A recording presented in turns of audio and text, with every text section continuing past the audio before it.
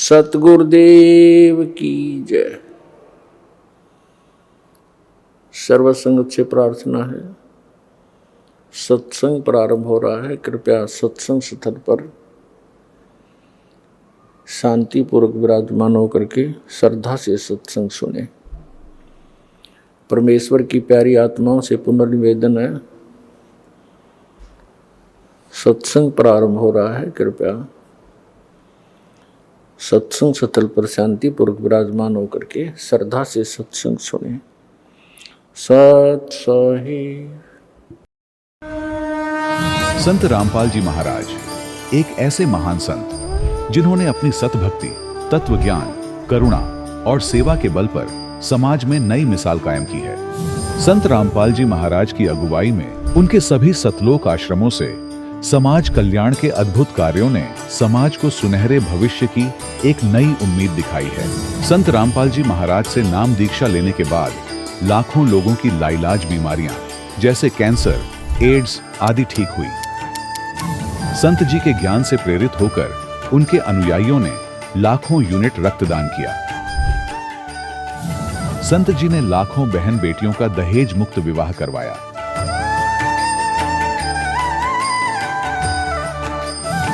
संत जी ने लाखों लोगों का नशा छुड़वाया, करोड़ों उजड़े परिवार बसे। संत जी के आश्रमों में समागम के दौरान निःशुल्क नेत्र चिकित्सा, दंत चिकित्सा प्रदान की जाती है। संत रामपाल जी महाराज द्वारा समय समय पर पर्यावरण संरक्षण के उद्देश्य से बड़े स्तर पर वृक्षारोपण किया जाता है। संत जी ने जरूरतमंदों को तत्काल राहत पहुंचाने के लिए एम्बुलेंस सेवा शुरू की। संत जी अपने अनुयायियों को देहदान के लिए प्रेरित करते हैं, जिससे मानवता की सेवा और चिकित्सा क्षेत्र में सुधार हो सके। संत रामपाल जी महाराज के सभी आश्रमों में हर रोज निःशुल्क भंडारा आयोजित किया जाता है, जहां हर वर्ग, हर जाति और हर धर्म के लोग एक साथ बैठकर भोजन करते हैं।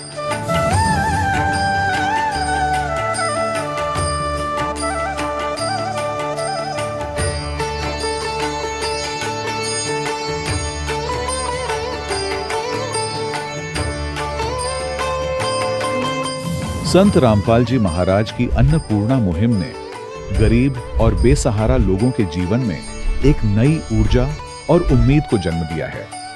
घर घर खाद्य सामग्री और जरूरी मदद पहुंचाकर संत रामपाल जी महाराज ने लोगों को दुख और मजबूरी से लड़ने की ताकत प्रदान की है।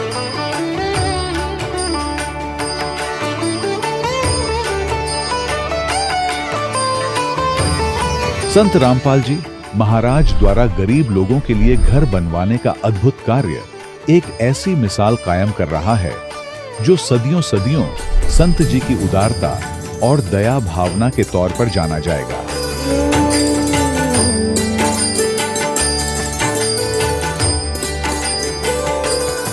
संत रामपाल जी महाराज के आश्रम में हजारों बुजुर्गों को सम्मान और प्यार के साथ जीवन जीने का अवसर मिलता है।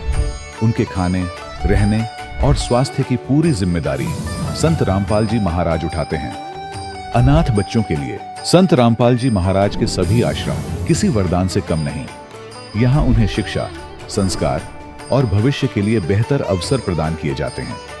चाहे बाढ़ हो, भूकंप या महामारी, संत रामपाल जी महाराज और उनके अनुयायी हमेशा ही जरूरतमंदों के लिए सबसे आगे खड़े रहते हैं।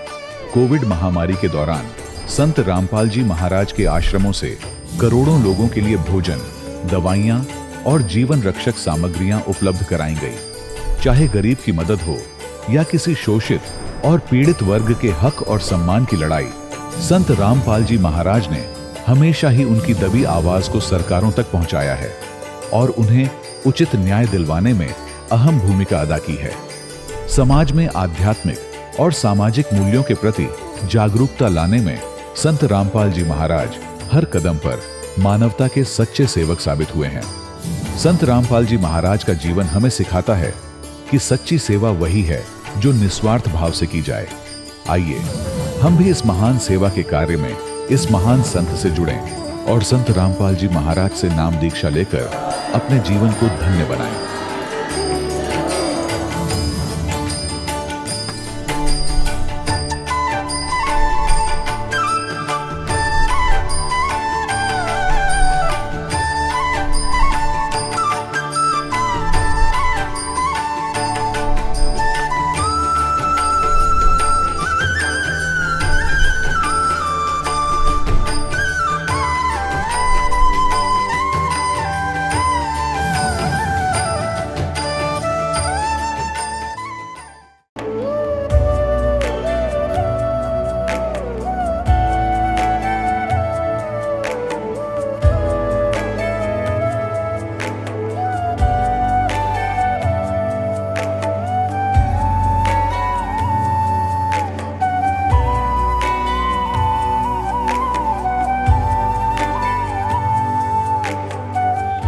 पवित्र श्रीमद् भागवत गीता, पवित्र चारों वेद, पवित्र कुरान शरीफ, पवित्र बाइबल, पवित्र गुरु ग्रंथ साहिब, पवित्र कबीर साहिब की वाणी में छुपे हुए गूढ़ रहस्य अर्थात तत्व को जानने के लिए कृपया अवश्य सुनिए जगत गुरु तत्वदर्शी संत रामपाल जी महाराज के मंगल प्रवचन। भारत में कई धर्म हैं और उनमें हिंदू धर्म एक प्रमुख स्थान रखता है। हिंदू धर्म में मृत्यु के बाद कई कर्मकांड किए जाते हैं, जिनमें श्राद्ध, पिंडदान और तर्पण प्रमुख हैं। इन कर्मकांडों को कथावाचक, संत, महंत और शंकराचार्य अनिवार्य बताते हैं, दावा करते हुए कि श्राद्ध से पितरों यानी मरे हुए पूर्वजों की आत्मा को मुक्ति मिलती है। लेकिन दूसरी ओर कुछ शिक्षित लोग इन कर्मकांडों पर सवाल उठाते हैं, पूछते हैं कि क्या ये वाकई जरूरी है या सिर्फ परंपराओं का बोझ? तो क्या हमारे शास्त्र इनका समर्थन करते हैं या ये बस रूढ़ियों का हिस्सा बन गए हैं? चलिए, आज के इस एपिसोड में हम श्राद्ध और पिंडदान से जुड़े सवालों के जवाब ढूंढते हैं और अपने पवित्र शास्त्रों की रोशनी में यह समझने की कोशिश करते हैं कि क्या ये कर्मकांड करने चाहिए या नहीं। सवाल नंबर 1, श्राद्ध कर्म क्यों किए जाते हैं तथा क्या श्राद्ध करने से पितरों को मुक्ति मिलती है? दर्शकों, श्राद्ध, 13वीं, वर्षी, श्मशान घाट से हड्डियों के अवशेष उठाकर गंगा में प्रवाह करना या पुरोहितों से करवाना, ये सब पितर और भूत पूजा के दायरे में आता है। हिंदू धर्मगुरु और कथावाचक न केवल स्वयं श्राद्ध करते हैं, बल्कि अपने अनुयायियों को भी इसके लिए प्रेरित करते हैं। वे दावा करते हैं कि श्राद्ध, पिंडदान और तर्पण से पितरों की आत्मा को गति मिलती है, यानी मरे हुए पूर्वजों का उद्धार होता है। इसीलिए पूरे हिंदू समाज में लोग अपने पितरों के लिए ये कर्मकांड करते हैं, ये मानते हुए कि इससे उनके पूर्वजों को शांति मिलेगी। लेकिन क्या ये सचमुच शास्त्रों पर आधारित है? सबसे पहले तो ये जानना बेहद जरूरी है कि शास्त्र क्या हैं। आइए जानते हैं शास्त्रों की स्थिति के बारे में। दर्शकों, अब आपको एक बार शास्त्रों की स्थिति के बारे में भी अवगत करवा देते हैं, ताकि आपको संपूर्ण अध्यात्म ज्ञान आसानी से समझ में आ सके। दर्शकों, यहाँ हम आपको स्पष्ट करना चाहेंगे कि संत रामपाल जी महाराज अपने सत्संग प्रवचनों में बताते हैं कि सनातन धर्म में शास्त्रों की स्थिति इस प्रकार है। हिंदू धर्म के पवित्र 4 वेद यानी ऋग्वेद, यजुर्वेद, सामवेद तथा अथर्ववेद, ये चारों वेद प्रभु दत्त हैं। पूर्ण ब्रह्म परम अक्षर ब्रह्म कबीर परमात्मा ने सूक्ष्म वेद, जिसमें चारों वेदों वाला ज्ञान भी था, इन चारों वेदों को क्षर पुरुष अर्थात गीता ज्ञान दाता, जिसे ब्रह्म भी कहते हैं, इसके अंतःकरण में फैक्स कर दिया था। जैसे आज वर्तमान में हम एक दूसरे को ईमेल कर देते हैं। कुछ समय बाद काल ब्रह्म ने अपने सांसों के द्वारा संपूर्ण वेदों को बाहर निकाला, जिसमें संपूर्ण अध्यात्म ज्ञान था। दर्शकों, जैसा कि संत रामपाल जी महाराज प्रमाणित करते आ रहे हैं कि पूर्ण ब्रह्म परम अक्षर ब्रह्म ने वेदों को काल ब्रह्म के अंतःकरण में डाल दिया। फिर उन वेदों को काल ब्रह्म ने अपने श्वासों के माध्यम से प्रकट किया। जब ज्योति निरंजन अर्थात काल ब्रह्म ने इन वेदों को पढ़ा तो वो भयभीत हो गया, क्योंकि उसमें पूर्ण परमात्मा कबीर साहिब जी की प्राप्ति का संपूर्ण ज्ञान था तथा सृष्टि की उत्पत्ति का भी संपूर्ण ज्ञान था। दर्शकों, उसी संपूर्ण सृष्टि रचना का ज्ञान संत रामपाल जी महाराज ने संपूर्ण सृष्टि रचना नामक वीडियो में भी दिया है, जिसका लिंक हमने डिस्क्रिप्शन बॉक्स में डाल दिया है। दर्शकों, ये संपूर्ण सृष्टि रचना आध्यात्मिक ज्ञान के खजाने की चाबी है। इस संपूर्ण सृष्टि रचना को समझने के बाद ही साधक को संपूर्ण आध्यात्मिक ज्ञान समझ में आएगा। उसके बाद ही साधक के संपूर्ण आध्यात्मिक सवालों के जवाब मिल पाएंगे, जिन सवालों के जवाब की तलाश वो वर्षों से कर रहा है। दर्शकों, यह काल ब्रह्म नहीं चाहता कि मेरे अंतर्गत किसी भी प्राणी को पूर्ण परमात्मा की प्राप्ति का ज्ञान हो जाए, तथा ये ऐसा भी नहीं चाहता कि मेरा भेद किसी को भी पता चले कि वास्तव में मैं ही काल हूँ। ये नहीं चाहता कि किसी भी प्राणी को ये पता चले कि मुझे मेरी ही गलती के कारण 1 लाख मनुष्य शरीरधारी प्राणियों को खाने का श्राप लगा हुआ है, क्योंकि यदि इन प्राणियों को पता चल गया कि मैं काल हूँ तो ये मेरे जाल से निकल जाएंगे और मैं भूखा मर जाऊंगा। इसलिए इस काल ब्रह्म ने वेदों से वो हिस्सा निकाल दिया जिसमें ये सारा ज्ञान था कि पूर्ण परमात्मा कबीर साहिब जी हैं। ये काल कौन है, सब जीवों की जन्म मृत्यु क्यों होती है और मोक्ष के सच्चे मंत्र व सच्चा रास्ता क्या है। ये हिस्सा निकालने के बाद इस काल ब्रह्म ने शेष बचे वेदों के ज्ञान को अपने ज्येष्ठ पुत्र ब्रह्मा को दे दिया। जब ब्रह्मा जी ने उस आधे अधूरे काल ब्रह्म के द्वारा दिए गए ज्ञान को पढ़ा तो जैसा उनको समझ आया वैसा ही उन्होंने आगे अपने वंशजों व सब ऋषियों को बता दिया। दर्शकों, आपको यहाँ भ्रम हो सकता है कि इस बात पर कैसे यकीन किया जाए कि चारों वेद ऋग्वेद, यजुर्वेद, सामवेद तथा अथर्ववेद का ज्ञान अधूरा है तथा इन्हीं चारों वेदों का सारांश श्रीमद् भगवद गीता जी का ज्ञान भी अधूरा है। इस बात का कैसे यकीन किया जाए और आखिर भक्त समाज इस बात पर कैसे विश्वास करे। दर्शकों, गीता अध्याय 4 श्लोक 34 में कहा है कि हे अर्जुन, उस तत्व ज्ञान को तू तत्वदर्शी संत के पास जाकर के समझ। इससे स्पष्ट है कि यदि गीता जी का ज्ञान संपूर्ण होता तो गीता ज्ञानदाता तत्वदर्शी संत के पास जाकर तत्व ज्ञान समझने को नहीं कहता। यदि गीता जी में संपूर्ण तत्व ज्ञान होता तो गीता ज्ञानदाता एक अध्याय और बोल देता, लेकिन गीता ज्ञानदाता का ये कहना कि संपूर्ण तत्व ज्ञान प्राप्त करने के लिए तत्वदर्शी संत की खोज करो, ये दर्शाता है कि गीता जी में संपूर्ण अध्यात्म ज्ञान नहीं है। इस बात का प्रमाण यजुर्वेद अध्याय 40 के मंत्र नंबर 10 में भी मिलता है, जिसमें स्पष्ट लिखा है कि तत्व ज्ञान को अर्थात परमात्मा के यथार्थ ज्ञान को धीरा नाम संत यानी तत्वदर्शी संत के पास जाकर पूछो। इन प्रमाणों से स्पष्ट होता है कि गीता जी तथा चारों वेदों में भी परमात्मा को पाने का संपूर्ण ज्ञान नहीं है, जो आज वर्तमान में हम भी पढ़ रहे हैं। यही आधा अधूरा ज्ञान काल ब्रह्म ने समय समय पर सूर्य आदि ऋषियों को भी दिया। मनु जी को भी काल ब्रह्म ने यही चारों वेदों वाला अधूरा ज्ञान दिया था, जिसमें पूर्ण परमात्मा को पाने के सच्चे मंत्र नहीं थे। ये वही अधूरा ज्ञान था जो सूक्ष्म वेद से काट छाट करके बनाया गया था। दर्शकों, जब ये संपूर्ण ज्ञान काल ब्रह्म के श्वासों से बाहर आया था, तब ये ज्ञान एक वेद के रूप में था, जिसमें से इस काल ब्रह्म ने पूर्ण परमात्मा को पाने के सच्चे मंत्र व अपनी असली सच्चाई को मिटा दिया था। और एक वेद के रूप में ही काल ब्रह्म ने ये आधा अधूरा ज्ञान ब्रह्मा जी को दिया था, जिसे ब्रह्मा जी ने पढ़ा और आगे अपने वंशजों को बताया। बाद में द्वापर युग के अंत में उस वेद ज्ञान को श्री कृष्ण द्वैपायन यानी श्री वेदव्यास जी ने 4 भागों में विभाजित कर दिया, जो आज ऋग्वेद, यजुर्वेद, सामवेद तथा अथर्ववेद के नाम से जाने जाते हैं। यही 4 वेद वर्तमान में हिंदू समाज के पास उपलब्ध हैं। इन्हीं चारों वेदों का ज्ञान संक्षिप्त रूप में श्रीमद् भगवद गीता में लिखा है। इसलिए वेद ज्ञान और श्रीमद् भगवद गीता का ज्ञान एक समान है, यानी ये ज्ञान वही ज्ञान है जो पूर्ण परमात्मा ने इस काल ब्रह्म को दिया था, जिसमें से इस काल ब्रह्म ने परमात्मा को पाने का सच्चा मार्ग व अपनी असली सच्चाई को मिटा दिया था। इसलिए ये ज्ञान सत्य तो है परंतु अधूरा है।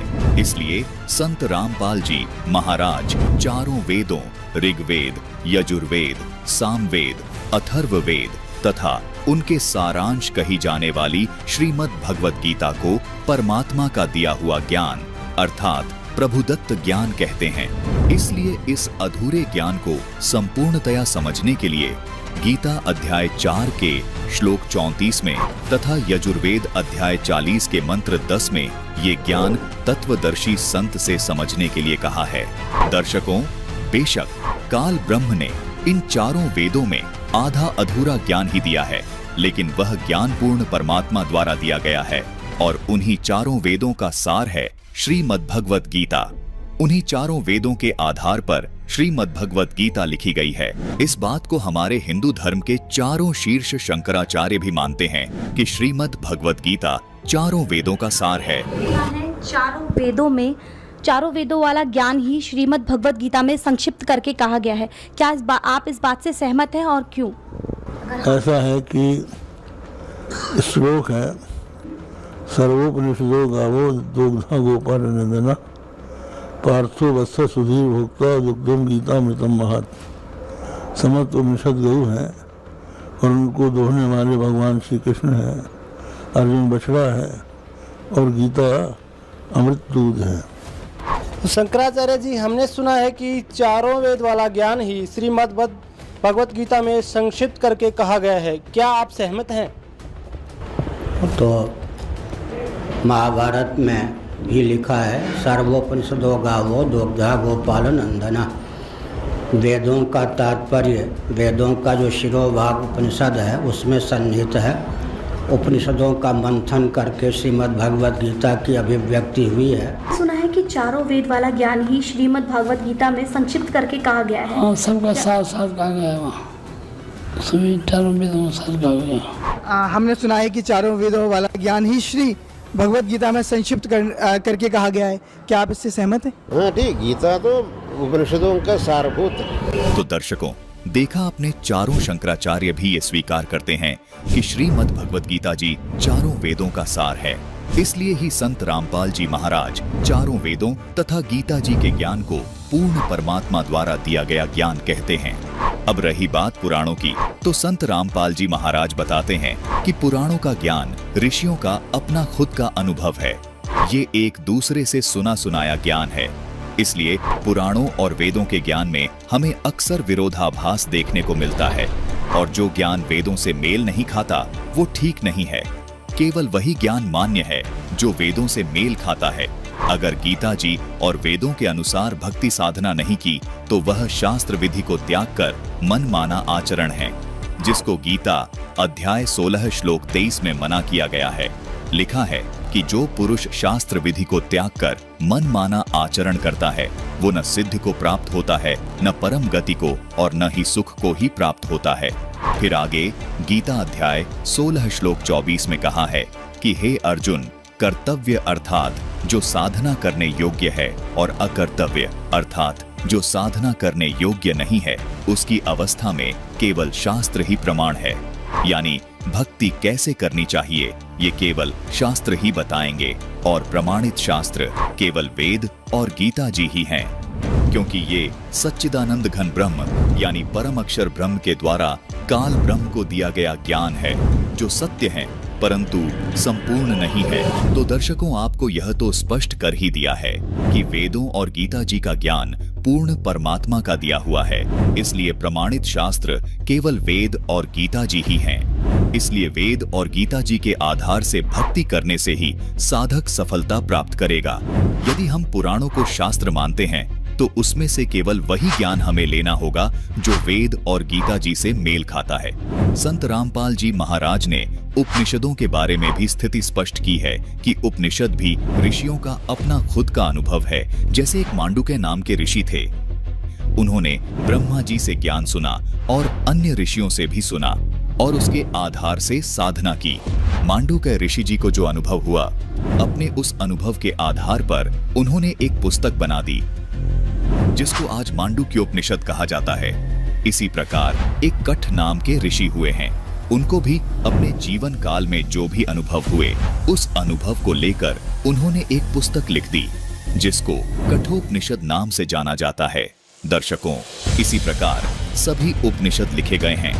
दर्शकों, इससे स्पष्ट होता है कि उपनिषदों का भी जो ज्ञान है वो पूर्ण परमात्मा के द्वारा दिया गया ज्ञान नहीं है। इन उपनिषदों के ज्ञान को भी पुराणों की तरह भक्ति मार्ग में आधार नहीं माना जा सकता। आध्यात्मिक ज्ञान प्राप्त करने के लिए, अध्यात्म के बारे में जानने के लिए उपनिषदों तथा पुराणों को पढ़ा जा सकता है। देवताओं की स्थिति के बारे में जानने के लिए उपनिषदों तथा पुराणों को पढ़ा जा सकता है, क्योंकि इनमें देवताओं की जीवनी लिखी हुई है। लेकिन आध्यात्मिक मार्ग में भक्ति साधना कैसे की जाए, इसके लिए उपनिषदों तथा पुराणों को आधार नहीं माना जा सकता। भक्ति साधना का आधार केवल वेद और गीता जी ही हैं। भक्ति मार्ग का ज्ञान केवल पूर्ण परमात्मा के द्वारा दिया गया ज्ञान ही है। दर्शकों, श्राद्ध कर्म यानी श्रद्धा से किया जाने वाला धार्मिक अनुष्ठान धर्म का प्रतीक है। इसके करने से पुण्य प्राप्त होता है। जब हिंदू धर्म के कर्मकांडी धर्म गुरुओं से प्रश्न किया जाता है कि संत रामपाल जी महाराज जी ने अपने सत्संग प्रवचनों से स्पष्ट किया है कि चारों वेदों तथा वेदों के ही संक्षिप्त रूप पवित्र गीता जी में श्राद्ध क्रिया, पिंडदान क्रिया यानी भूत व पितृ पूजा करना मना किया है। तो आप किस आधार से कर्मकांड क्रिया करा रहे हैं? इसके उत्तर में उनका कहना है कि हम पवित्र पुराणों के आधार से पितृ पूजा आदि कर्मकांड क्रिया करवाते हैं और उसके लिए ये मार्कंडेय पुराण का हवाला देते हैं। ये है मार्कंडेय पुराण, जिसके पृष्ठ 90 पर राजा ऋतध्वज के कहने पर रानी मदालसा अपने पुत्र को उपदेश देते हुए कहती हैं कि जो पितृ देवलोक में हैं, जो तिर्यक योनि में पड़े हैं, जो मनुष्य योनि में एवं भूत वर्ग में स्थित हैं, वे पुण्यात्मा हो या पापात्मा, जब भूख प्यास से विकल होते हैं तो अपने कर्मों में लगा हुआ मनुष्य पिंडदान तथा जलदान के द्वारा उन्हें तृप्त करता है। इसी मार्कंडेय पुराण के पृष्ठ 96 पर मदालसा अपने पुत्र को उपदेश देते हुए कहती है कि बेटा, गृहस्थ धर्म का आश्रय लेकर मनुष्य इस संपूर्ण जगत का पोषण करता है और उससे मनोवांछित लोगों को जीत लेता है। पितर, मुनि, देवता, भूत, मनुष्य, कृमि, कीट, पतंग, पशु पक्षी तथा असुर, ये सभी गृहस्थ से ही जीविका चलाते हैं, उसी के दिए हुए अन्न पान से तृप्ति लाभ करते हैं तथा क्या यह हमें भी कुछ देगा, इस आशा से सदा उसका मुंह ताकते रहते हैं। इसी मार्कंडेय पुराण के पृष्ठ 100 पर मदालसा अपने पुत्र को उपदेश देते हुए कहती है कि पिता, पितामह और प्रपितामह, इन 3 पुरुषों को पिंड के अधिकारी समझना चाहिए। इनसे अर्थात पिता के पितामह से ऊपर जो 3 पीढ़ी के पुरुष हैं, वे लेप भाग के अधिकारी हैं। इस प्रकार 6 ये और 7वां यजमान, सब मिलाकर 7 पुरुषों का घनिष्ठ संबंध होता है, ऐसा मुनियों का कथन है। यह संबंध यजमान से लेकर ऊपर के लेप भाग भोजी पितरों तक माना जाता है। इनसे ऊपर के सभी पितृ पूर्वज कहलाते हैं। इनमें से जो नरक में निवास करते हैं, जो पशु पक्षी की योनि में पड़े हैं तथा जो भूत प्रेत आदि के रूप में स्थित हैं, उन सबको विधि पूर्वक श्राद्ध करने वाला यजमान तृप्त करता है। किस प्रकार तृप्त करता है यह बतलाती हूँ, सुनो। मनुष्य पृथ्वी पर जो अन्न बिखेरते हैं, उससे पिशाच योनि में पड़े हुए पितरों की तृप्ति होती है। बेटा, स्नान के वस्त्र से जो जल पृथ्वी पर टपकता है, उससे वृक्ष योनि में पड़े हुए पितृ तृप्त होते हैं। नहाने पर अपने शरीर से जो जल के कण इस पृथ्वी पर गिरते हैं, उनसे उन पितरों की तृप्ति होती है जो देव भाव को प्राप्त हुए हैं। पिंडों के उठाने पर जो अन्न के कण पृथ्वी पर गिरते हैं, उनसे पशु पक्षी की योनि में पड़े हुए पितरों की तृप्ति होती है। कुल में जो बालक श्राद्ध कर्म के योग्य होकर भी संस्कार से वंचित रह गए हैं अथवा जलकर मरे हैं, वे बिखेरे हुए अन्न और सम्मार्जन के जल को ग्रहण करते हैं। ब्राह्मण लोग भोजन करके जब हाथ मुंह धोते हैं और चरणों का प्रक्षालन करते हैं, उस जल से भी अन्यान्य पितरों की तृप्ति होती है। बेटा, उत्तम विधि से श्राद्ध करने वाले पुरुषों के अन्य पितृ यदि दूसरी योनियों में चले गए हों, तो भी उस श्राद्ध से उन्हें बड़ी तृप्ति होती है। अन्यायोपार्जित धन से जो श्राद्ध किया जाता है, उससे चांडाल आदि योनियों में पड़े हुए पितृ तृप्त होते हैं। दर्शकों, जैसा कि इस वीडियो के प्रारंभ में ही आपको बताया गया है कि पवित्र हिंदू समाज से गलती यह बनी है कि उन्होंने अपनी पूजा का आधार पुराणों में ऋषियों के द्वारा बताए गए अनुभवों को माना और वेद ज्ञान को अनदेखा किया। हिंदू समाज की ये गलती सनातनी पूजा के पतन के साथ साथ मानव के पतन का भी कारण बनी। दर्शकों, इसी मार्कंडेय पुराण में रौच्य मुनि की उत्पत्ति कथा में लिखा है कि रुचि ऋषि जी तो अपने कल्याण के लिए तथा परमात्मा प्राप्ति के लिए घर से निकले थे। रुचि ऋषि जी ने अपने पूर्वजों की बातों का विरोध किया और तर्क भी दिए कि वेदों में इस कर्मकांड मार्ग को अविद्या यानी मूर्खों की साधना कहा है, फिर आप मुझे इस पर क्यों लगा रहे हो? दर्शकों, रुचि ऋषि जी की इस बात को उनके पूर्वज स्वीकार भी कर रहे हैं कि वास्तव में वेदों में कर्मकांड यानी श्राद्ध आदि क्रियाओं को गलत बताया है। देखिए मार्कंडेय पुराण से ये प्रमाण। दर्शकों, ये है मार्कंडेय पुराण, जिसके पृष्ठ 250 पर रोचय मनु की उत्पत्ति कथा का वर्णन है। मार्कंडेय जी कहते हैं, ब्राह्मण, पूर्व काल की बात है, प्रजापति रुचि ममता और अहंकार से रहित इस पृथ्वी पर विचरते थे। उन्हें किसी से भय नहीं था। वे बहुत कम सोते थे। उन्होंने न तो अग्नि की स्थापना की थी और न अपने लिए घर ही बना रखा था।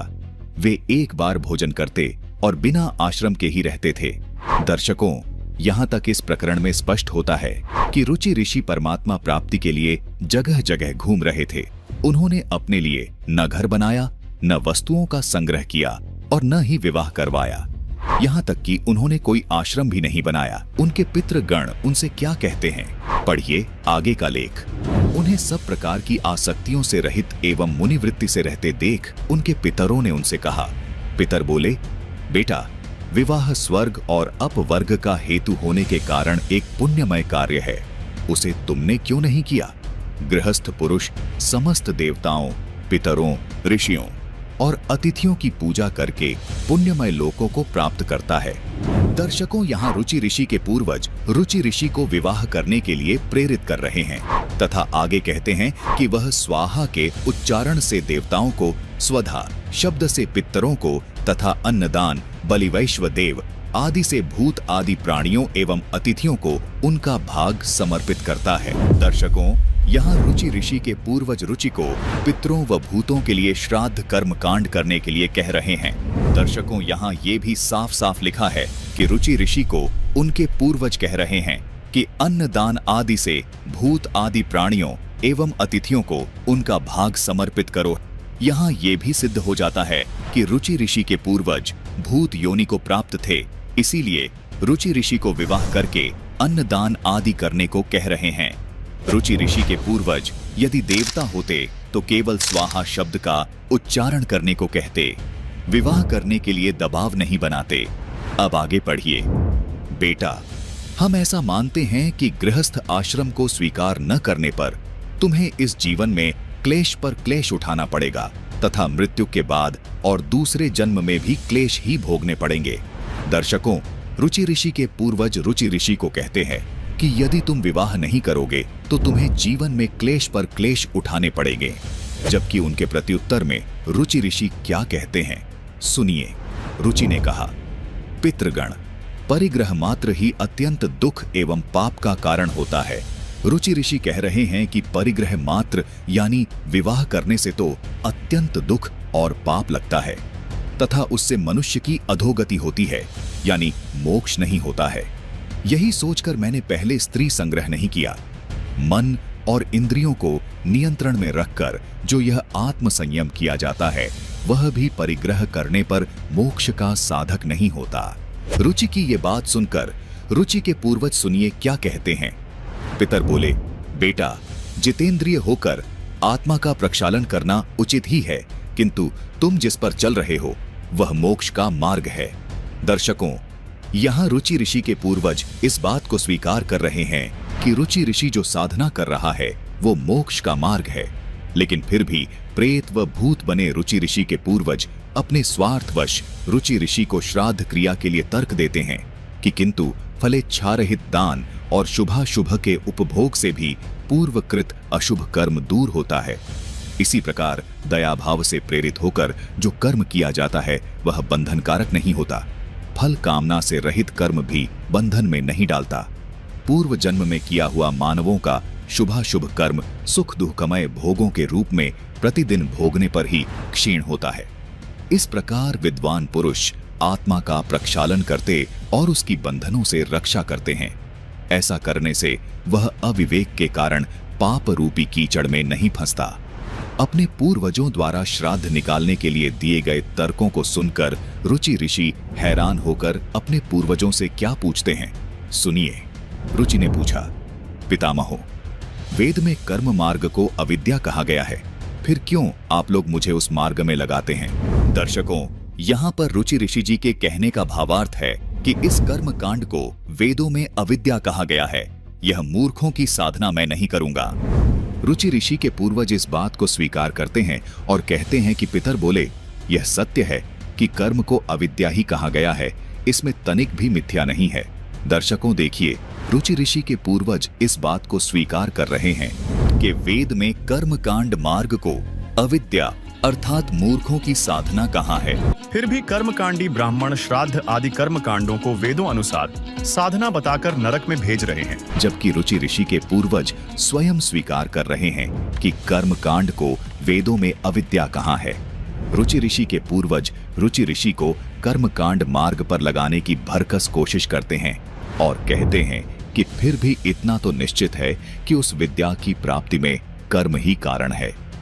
विहित कर्म का पालन न करके जो अधम मनुष्य संयम करते हैं, वह संयम अंत में मोक्ष की प्राप्ति नहीं कराता।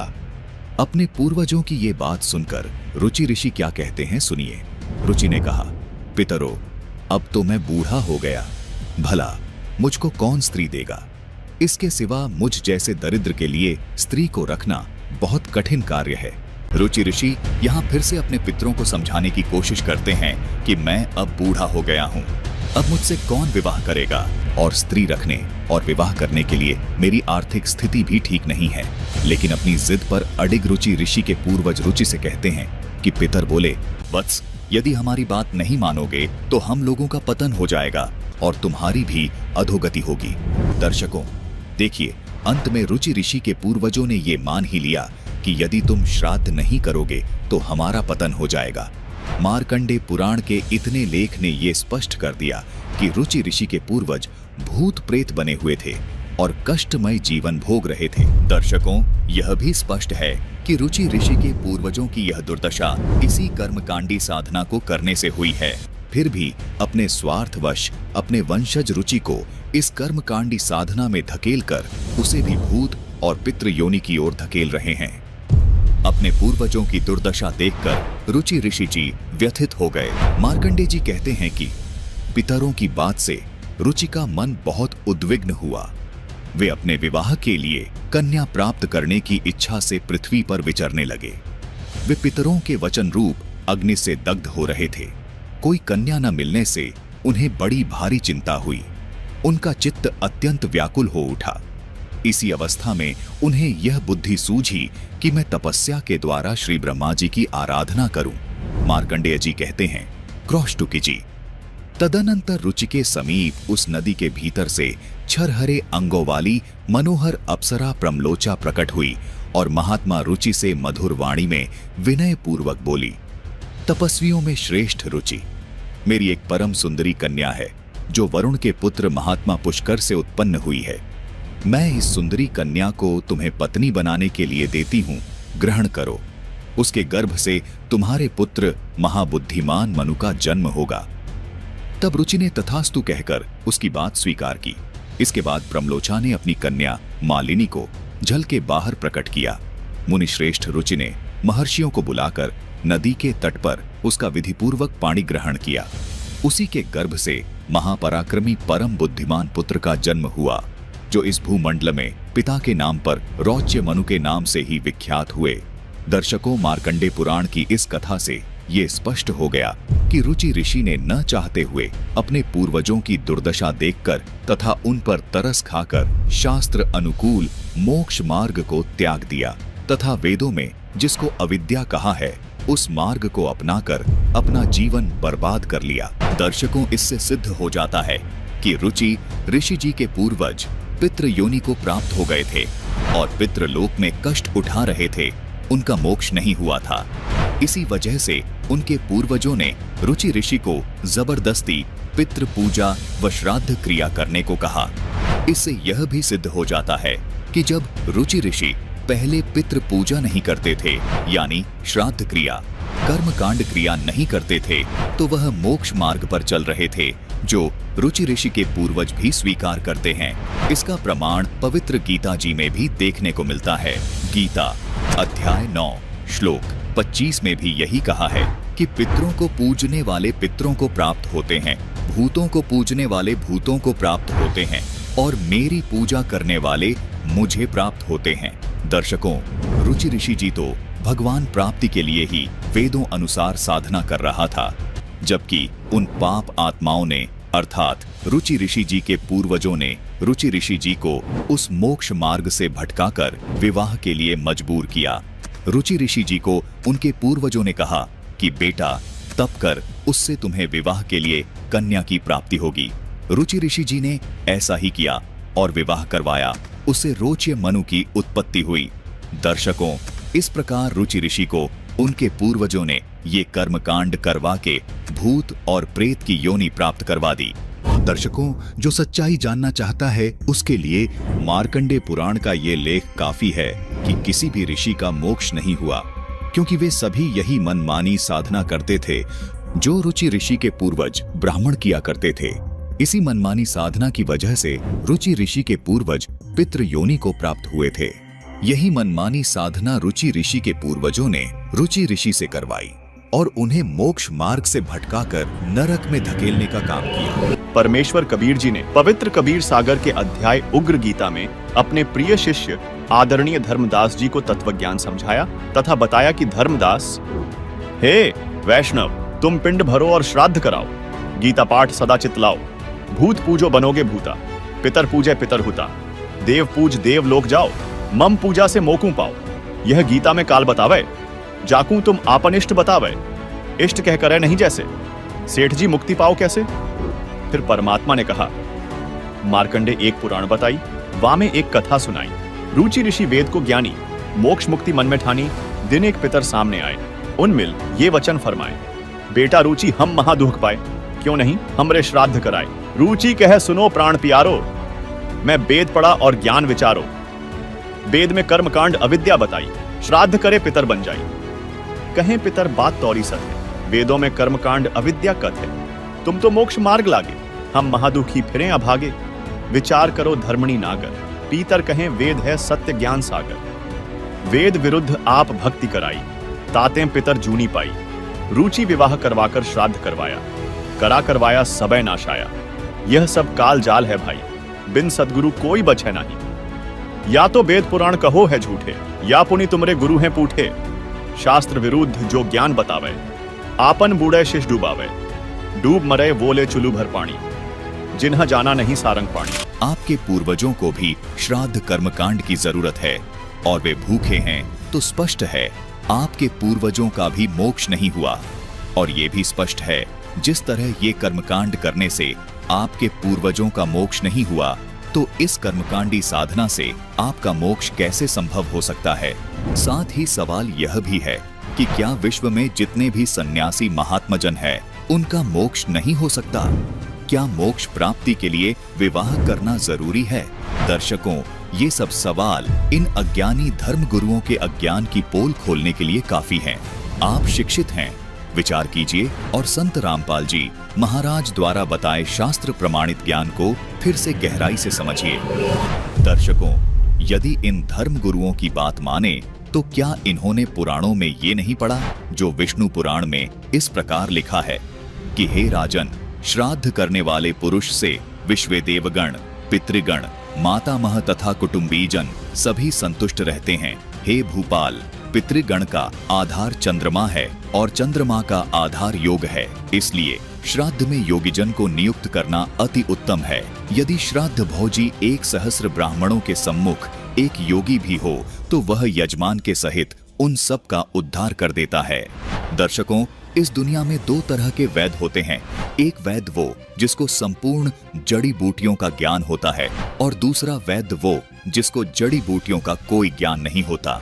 दर्शकों, जैसे एक जानकार वैद्य जंगल से कारगर जड़ी बूटियां लाकर के औषधि तैयार करता है जो रोग को समाप्त कर देती है, दूसरी ओर कोई अनजान व्यक्ति जिसको जड़ी बूटियों का ठीक से ज्ञान नहीं है, वह जंगल से घास फूस ला करके जो औषधि तैयार करता है वो बिल्कुल भी लाभदायक नहीं होती।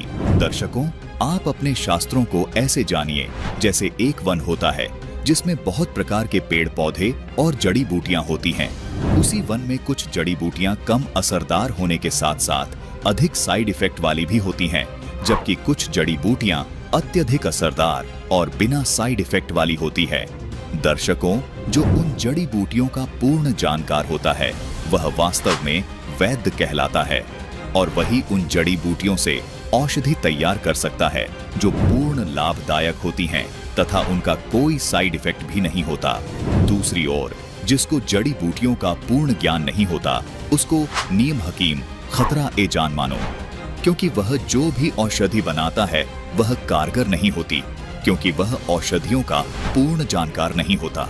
दर्शकों, अध्यात्म मार्ग के अंदर भी ऐसा ही है। जिनको अपने सदग्रंथों के गूढ़ रहस्यों का कोई ज्ञान नहीं है उन्होंने गुरु व संत बनकर इन शास्त्रों रूपी वन से साधना रूपी औषधि तैयार की है, वो बिल्कुल लाभदायक नहीं है और इन साधनाओं का साइड इफेक्ट भी बहुत अधिक है। उदाहरण के तौर पर जैसे इन नीम हकीमों ने श्राद्ध कर्मकांड व पितृ पूजा जैसी औषधि तैयार की है। ये कहते हैं कि कर्मकांड द्वारा श्राद्ध करने से आपके पितृ 1 वर्ष के लिए तृप्त हो जाते हैं। दर्शकों, सवाल यहाँ ये भी खड़ा होता है कि हमारे पूर्वज भूत व पितृ बने ही क्यों? यदि ये भूत पितृ बनते ही नहीं तो श्राद्ध आदि की आवश्यकता ही नहीं पड़ती। दर्शकों, कर्मकांड के द्वारा की गई श्राद्ध क्रिया को पितृ पूजा तथा भूत पूजा कहा जाता है, क्योंकि यह क्रिया संसार से गए व्यक्तियों के लिए की जाती है। गीता जी अध्याय 9 के श्लोक 25 में स्पष्ट कहा है कि जो लोग पितरों की पूजा करते हैं पितरों को प्राप्त होते हैं, यानी स्वयं भी पितृ योनि को ही प्राप्त होते हैं, और जो भूतों की पूजा करते हैं वो भूत योनि को प्राप्त होते हैं। दर्शकों, पवित्र श्रीमद् भगवद गीता चारों वेदों का सार है और इसका समर्थन पवित्र हिंदू धर्म के चारों शीर्ष शंकराचार्य भी कर रहे हैं। सुना है चारों वेदों वाला ज्ञान ही श्रीमद् भगवद गीता में संक्षिप्त करके कहा गया है। क्या आप इस बात से सहमत हैं और क्यों? ऐसा है कि श्लोक है, सर्वोपनिषदो गावो दुग्धा गोपाल नंदना पार्थो वत्स सुधीर भोक्ता दुग्धम गीतामृतम महत्। समस्त उपनिषद गौ है और उनको दोहने वाले भगवान श्री कृष्ण है, अर्जुन बछड़ा है और गीता अमृत दूध है। शंकराचार्य जी, हमने सुना है कि चारों वेद वाला ज्ञान ही श्रीमद् भगवत गीता में संक्षिप्त करके कहा गया है। क्या आप सहमत हैं? तो महाभारत में भी लिखा है, सर्वोपनिषदो गावो दुग्धा गोपाल नंदना। वेदों का तात्पर्य, वेदों का जो शिरोभाग उपनिषद है उसमें सन्निहित है। उपनिषदों का मंथन करके श्रीमद् भगवत गीता की अभिव्यक्ति हुई है। सुना है कि चारों वेद वाला ज्ञान ही श्रीमद् भगवत गीता में संक्षिप्त करके कहा गया है। हाँ, सबका सार कहा गया है, सभी चारों वेदों में सार कहा गया। हमने सुना है कि चारों वेदों वाला ज्ञान ही श्री भगवत गीता में संक्षिप्त करके कहा गया है। क्या आप इससे सहमत हैं? हाँ ठीक, गीता तो उपनिषदों का सारभूत है। दर्शकों, गीता शास्त्र में स्पष्ट है कि कर्म कांड क्रिया अर्थात भूत व पितृ पूजा जैसी साधना नहीं करनी चाहिए। गीता में इस साधना करने का कोई विधान न होने से ये शास्त्र विरुद्ध साधना हुई, अर्थात यह शास्त्र विरुद्ध आचरण हुआ। गीता जी अध्याय 16 के श्लोक 23 और 24 में इसका प्रमाण दिखाते हैं। ये है गीता जी अध्याय 16 का श्लोक 23, जिसमें कहा है कि अर्जुन, जो पुरुष शास्त्र विधि को त्याग कर अपनी इच्छा से मनमाना आचरण करता है वह न तो सिद्धि को प्राप्त होता है, न परम गति को और न सुख को ही। गीता जी के अध्याय 16 के श्लोक 24 में कहा है कि अर्जुन, इससे तेरे लिए कर्तव्य और अकर्तव्य की व्यवस्था में शास्त्र ही प्रमाण है। इसे जानकर शास्त्र विधि से नियत कर्म ही करने योग्य है, अर्थात जो शास्त्रों में बताया है वैसा ही करना चाहिए। दर्शकों, आपको ये भ्रम हो सकता है कि पुराण भी तो शास्त्र ही हैं। कर्मकांड द्वारा की जाने वाली ये श्राद्ध क्रिया भी तो पुराणों में ही लिखी है। दर्शकों, गीता अध्याय 16 श्लोक 24 में कहा है कि तेरे लिए अर्जुन कर्तव्य और अकर्तव्य की व्यवस्था में शास्त्र ही प्रमाण है, अर्थात कौन सी साधना करने योग्य है और कौन सी साधना करने योग्य नहीं है उसके लिए शास्त्र ही प्रमाण है। इसलिए अर्जुन, शास्त्रों के अनुसार ही साधना कर। दर्शकों, जिस तरह शुद्ध घी को भी घी कहा जाता है तथा नकली घी को भी घी कहा जाता है तथा मिलावटी घी को भी कहा जाता है, ठीक इसी प्रकार पुराणों को भी शास्त्र अवश्य कहा जाता है, लेकिन इनमें ऋषियों का अपना अनुभव है और कुछ वेदों वाला ज्ञान है, यानी यह मिलावटी घी रूपी शास्त्र है। जबकि शुद्ध घी वाला शास्त्र तो केवल और केवल गीता, वेद तथा सूक्ष्म वेद है। और हम आपको पहले ही बता चुके हैं कि गीता तथा चारों वेदों में संपूर्ण ज्ञान नहीं है, इसलिए उनमें संपूर्ण तत्व ज्ञान की प्राप्ति के लिए तत्वदर्शी संत की शरण में जाने को कहा गया है। इसलिए यदि किसी को पितृ बनना है तो पितरों की पूजा करो, यदि भूत बनना है तो भूतों की पूजा करो, यानी श्राद्ध करो। और जिसको परमात्मा प्राप्ति करके मोक्ष प्राप्त करना है तो सूक्ष्म वेद के आधार से भक्ति साधना करो, जो कि मानव जीवन का असल उद्देश्य है। गीता अध्याय 17 के श्लोक 23 में स्पष्ट लिखा है कि उस सच्चिदानंद घन ब्रह्म अर्थात पूर्ण परमात्मा की भक्ति का ओम तत् सत यह नाम मंत्र है। इस मंत्र का संपूर्ण भेद जानने के लिए गीता अध्याय 4 श्लोक 34 में कहा है कि तत्वदर्शी संत की खोज करो। इस 3 नाम के मंत्र में तत्व व सत सांकेतिक है, यानी कोड वर्ड है। इन्हें आज तक कोई भी नहीं समझ सका है। इसे केवल तत्वदर्शी संत ही समझ सकता है। वर्तमान में संत रामपाल जी महाराज ने ही इन सांकेतिक मंत्रों का भेद उजागर किया है। इस विषय को संत रामपाल जी महाराज ने सनातनी पूजा के पतन की कहानी संत रामपाल जी महाराज की जुबानी भाग 3 में बहुत विस्तार से बताया है। इस एपिसोड का लिंक डिस्क्रिप्शन बॉक्स में डाल दिया गया है। आपसे अनुरोध है कि उस वीडियो को भी अवश्य देखें। दर्शकों, पुराणों व उपनिषदों का जो ज्ञान गीता जी व वेदों से मेल नहीं खाता, वो ज्ञान भक्ति मार्ग में मान्य नहीं है। इसलिए भक्ति मार्ग की साधना के लिए इस ज्ञान को आधार नहीं माना जा सकता। दर्शकों, संत रामपाल जी महाराज द्वारा बताई गई शास्त्रों की स्थिति को समझने के बाद आध्यात्मिक मार्ग की संपूर्ण प्रक्रिया को आप आसानी से समझ सकते हैं। गीता जी अध्याय 4 के श्लोक 34 के अनुसार ये जानकारी केवल तत्वदर्शी संत ही दे सकता है। दर्शकों, गीता जी में बताए गए इस तत्वदर्शी संत की खोज न करने की वजह से ही ये मनमानी साधनाएं समाज में प्रचलित हुई हैं। यदि आप तत्वदर्शी संत से पूछते तो वो तत्वदर्शी संत आपको बताता कि मार्कंडे पुराण में कर्मकांड के विषय में जो प्रकरण है वो केवल एक राजा और रानी का बताया लोकवेद है। ये भक्ति मार्ग में मान्य नहीं है। तत्वदर्शी संत आपको ये भी बताता कि श्री विष्णु पुराण के 3 अंश के अध्याय 15 में श्राद्ध के विषय में जो श्रेष्ठ विधि बताई गई है, केवल वही विधि करनी चाहिए, न कि मंदालसा और राजा ऋतध्वज द्वारा बताए गए लोकवेद के आधार पर। दर्शकों, इसके साथ साथ गीता अध्याय 9 श्लोक 25 में भी स्पष्ट कहा है कि भूत पूजने वाले भूत बनेंगे और पितृ पूजने वाले पितृ बनेंगे और मेरी पूजा करने वाले मुझे प्राप्त होंगे। यानी मंदालसा और राजा ऋतध्वज द्वारा बताई गई लोकवेद वाली साधना आपको भूत और पितृ की योनि में ले जाएगी, जहां आपको भयंकर कष्ट भोगना पड़ेगा। दर्शकों, यह भी स्पष्ट है कि गीता का ज्ञान काल ब्रह्म ने दिया है। इसने अपनी भक्ति का मंत्र गीता अध्याय 8 श्लोक 13 में बताया है कि मेरी भक्ति का केवल एक ओम मंत्र है। मूल संस्कृत में स्पष्ट लिखा है कि माम यानी मुझ, ब्रह्म यानी ब्रह्म का केवल एक ओम ये एक अक्षर का नाम है, अर्थात मुझ ब्रह्म का केवल ये एक ओम नाम है, जिसका प्रमाण हमें देवी भागवत पुराण के 7वें स्कंद में भी देखने को मिलता है। इसमें लिखा है कि देवी दुर्गा हिमालय राजा को उपदेश देते हुए कहती है कि हे राजन, सब पूजाओं को छोड़कर केवल एक ब्रह्म की साधना करो, जिसका केवल एक ओम नाम है, जिसका जाप करने से आप ब्रह्मलोक में चले जाओगे, जहां पर ब्रह्म रहता है। यहाँ पर सोचने की बात यह है कि ब्रह्मलोक में गए हुए प्राणी भी जन्म मृत्यु में वापस आते हैं, जिसका प्रमाण हमें गीता अध्याय 8 श्लोक 16 में देखने को मिलता है। ब्रह्मलोक में गए हुए साधकों को भी लौटकर इस संसार में वापस आना पड़ता है। वहीं दूसरी ओर गीता अध्याय 15 के श्लोक 4 में गीता ज्ञानदाता ने स्पष्ट कहा है कि तत्वदर्शी संत से तत्व ज्ञान सुनने के पश्चात उस परम पद रूप परमेश्वर को भली भांति खोजना चाहिए, जिसमें गए हुए पुरुष फिर लौटकर संसार में नहीं आते, यानी उनका पूर्ण मोक्ष हो जाता है।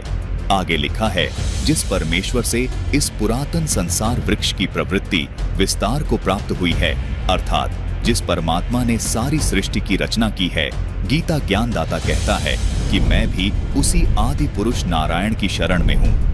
इस प्रकार दृढ़ निश्चय करके उस परमेश्वर का मनन और निदिध्यासन करना चाहिए, यानी उनका पूर्ण मोक्ष हो जाता है। दर्शकों, अब यहाँ पर यह सवाल उठता है कि वो कौन सा स्थान है जो ब्रह्मलोक से भी ऊपर है, जहाँ जाने के बाद साधक संसार में लौटकर नहीं आते। इसके विषय में गीता अध्याय 18 श्लोक 62 में बताया गया है। लिखा है कि हे भारत, तू सब प्रकार से उस परमेश्वर की ही शरण में जा। उस परमात्मा की कृपा से ही तू परम शांति को तथा सनातन परम धाम को अर्थात सतलोक को प्राप्त होगा।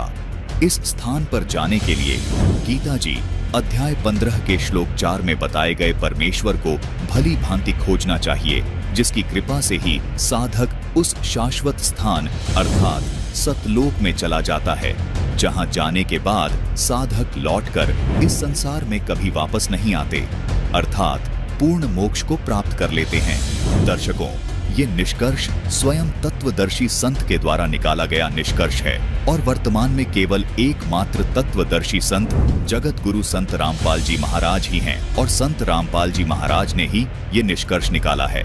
दर्शकों, जिस प्रकार गीता अध्याय 8 श्लोक 13 में ब्रह्म को पाने का ओम नाम बताया गया है, इस ओम नाम के जाप से साधक ब्रह्म को ही प्राप्त होता है, जो जन्म मृत्यु में ही फंसे रहते हैं। इसी प्रकार उस सनातन परम धाम यानी सदा रहने वाले स्थान को पाने के लिए सच्चिदानंद घन ब्रह्म की भक्ति करनी होती है, जिसको पाने का मंत्र गीता अध्याय 17 के श्लोक 23 में बताया गया है, जो मंत्र है ओम तत्सत, जो सांकेतिक है और जो केवल संत रामपाल जी महाराज के पास है। ये मंत्र सच्चिदानंद घन ब्रह्म को पाने के मंत्र हैं। गीता अध्याय 8 श्लोक 3 में इसी सच्चिदानंद घन ब्रह्म को परम अक्षर ब्रह्म कहा है। इस परम अक्षर ब्रह्म की साधना करने से साधक कभी लौटकर वापस इस संसार में नहीं आते, अर्थात जन्म मरण के चक्कर में नहीं आते। इसलिए गीता अध्याय 18 श्लोक 62 में गीता ज्ञानदाता ने उस परमेश्वर की शरण में जाने को कहा है। इसी परम अक्षर ब्रह्म यानी सच्चिदानंद घन ब्रह्म की साधना को आदि सनातनी पूजा कहा जाता है। इसकी पूर्ण जानकारी संत रामपाल जी महाराज के विशेष सत्संग प्रवचनों के आधार पर बनाई गई वीडियो सनातनी पूजा के पतन की कहानी संत रामपाल जी महाराज की जुबानी भाग 3 में विस्तार से दी गई है, जिसका लिंक हमने इस वीडियो के डिस्क्रिप्शन बॉक्स में दे दिया है।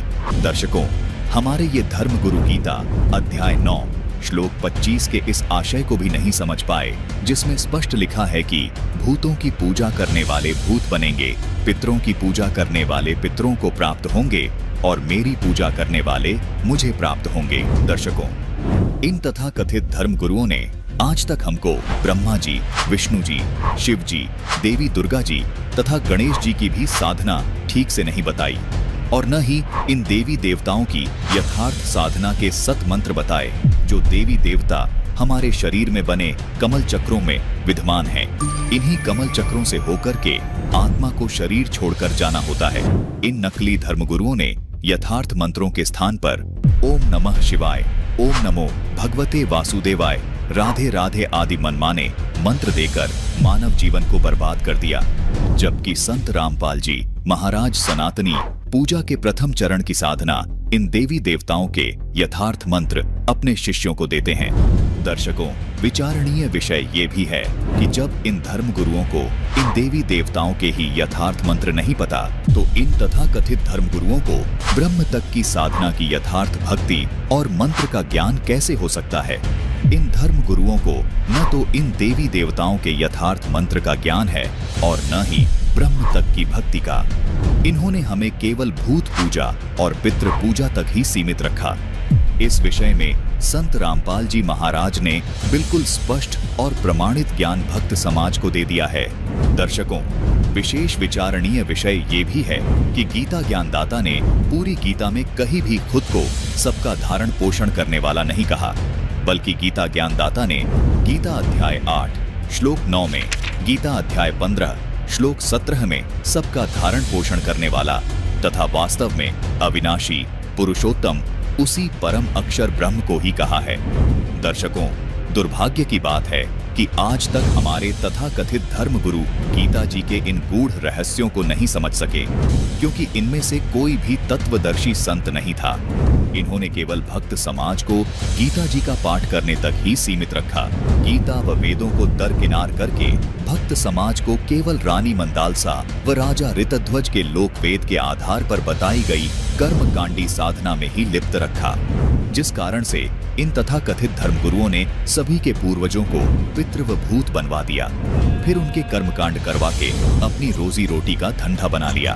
दर्शकों, गीता जी में इतने स्पष्ट शब्दों में बताई गई यथार्थ भक्ति साधना को भी हमारे ये तथाकथित धर्मगुरु नहीं समझ सके। इससे ये स्पष्ट होता है कि ये सभी पूर्ण रूप से तत्वज्ञानहीन यानी अज्ञानी हैं और ये तत्वदर्शी संत नहीं हैं। आज कलयुग के मानव का सौभाग्य है कि आज वर्तमान में संत रामपाल जी महाराज के रूप में हमें वो तत्वदर्शी संत मिल गया है जो संपूर्ण शास्त्रों के गूढ़ रहस्य को उजागर करके निर्णय कर रहा है कि गीता जी और वेदों के अनुसार ये साधना करो जो परम कल्याणकारी व मोक्षदायक है। इसके स्थान पर किसी ऋषि विशेष या किसी राजा रानी का खुद का अनुभव है वो मत करो। दर्शकों, भक्त समाज को अब ये स्वीकार कर लेना चाहिए कि वास्तव में एकमात्र तत्वदर्शी संत केवल संत रामपाल जी महाराज ही हैं। दर्शकों, यदि हमारे पूर्वज तत्वदर्शी संत की तलाश करके और उनको दंडवत प्रणाम करके उनसे वास्तविक भक्ति कर्म और साधनाएं जान लेते तो ये मनमुखी साधनाएं करके हमारे पूर्वज प्रेत योनि को प्राप्त नहीं होते। अन्य धर्मगुरु शास्त्रों की पूरी जानकारी न होने के कारण केवल आपके जीवन को नष्ट कर रहे हैं। वर्तमान में केवल संत रामपाल जी महाराज ही शास्त्रों में छिपे गूढ़ रहस्यों को उजागर कर रहे हैं। जैसे एक जड़ी बूटियों की पूरी जानकारी रखने वाला असली वैद्य वन से यथार्थ जड़ी बूटियां चुनकर एक उत्तम औषधि तैयार कर देता है जो रोग को जड़ से समाप्त कर देती है, जिसका कोई साइड इफेक्ट भी नहीं होता। और वहीं दूसरी ओर नीम हकीम झोला छाप डॉक्टर यानी नकली वैद्य जड़ी बूटियों की पूरी जानकारी न होने से उसी वन से यथार्थ जड़ी बूटियां न चुनकर केवल घास फूस इकट्ठा करके औषधि तैयार कर देता है जो लाभ के स्थान पर हानि ही प्रदान करती है। यदि वो नीम हकीम ये कहे कि मैं भी तो उसी वन से प्राप्त की गई जड़ी बूटियों से औषधि तैयार करके लाया हूँ, तो ये जड़ी बूटी हानिकारक कैसे हो सकती है? इसका उत्तर ये है दर्शकों, केवल औषधियों का पूर्ण जानकार ही उस वन से सही सही जड़ी बूटियां इकट्ठी करके सही औषधि तैयार कर सकता है। आप सोच रहे होंगे कि पुराणों में तो लिखा है कि कर्म कांड करके यानी श्राद्ध आदि क्रियाओं से पितरों को केवल 1 वर्ष के लिए तृप्त किया जा सकता है, तो फिर कर्मकांड क्रिया गलत कैसे हुई? इसका उत्तर ये है दर्शकों, कर्मकांड के द्वारा किया गया श्राद्ध कर्म गीता अध्याय 9 के श्लोक 25 के अनुसार बिल्कुल गलत है, क्योंकि भूत पूजने वाले भूत ही बनते हैं और पितृ पूजा करने वाले पितृ ही बनते हैं, तो उस कर्मकांडी क्रिया कर्म का क्या लाभ हुआ? अर्थात वो क्रिया व्यर्थ है। दूसरी ओर पूर्ण वेद रूपी तत्वदर्शी संत रामपाल जी महाराज ने श्री विष्णु पुराण से ये प्रमाणित कर दिया कि श्राद्ध भोजी 1000 ब्राह्मणों की तुलना में एक योगी को भोजन करवाया जाए तो वह पितरों सहित यजमान और ब्राह्मणों का भी उद्धार कर देता है, जबकि कर्मकांड द्वारा किए गए श्राद्ध कर्म से यानी भूत व पितृ पूजा से पितृ 1 वर्ष तक ही तृप्त रहते हैं, उनकी भूत योनि तथा पितृ योनि समाप्त नहीं होती। दर्शकों, गीता जी व वेदों के अनुसार ये भी स्पष्ट किया गया है कि भूत पूजने वाले भूतों को प्राप्त होंगे व पितृ पूजने वाले पितरों को प्राप्त होंगे। इस नियम से श्राद्ध निकालने वाले भी भूत बनेंगे व पितृ बनेंगे। उनको केवल 1 वर्ष की तृप्ति होगी और ये कर्म कांड करने व कराने वाला फिर भूत व प्रेत की योनि प्राप्त करेगा। ये इस कर्म कांडी पूजा का साइड इफेक्ट है। इन अज्ञानी कर्मकांडियों का मानना है कि पिंडदान करने से पितृ योनि समाप्त हो जाती है। दर्शकों, इस विषय में सूक्ष्म वेद में संत गरीबदास जी महाराज ने बताया है कि भूत जोनी जहाँ छूट है पिंडदान करंत, गरीबदास कबीर कहे नहीं मिले भगवंत।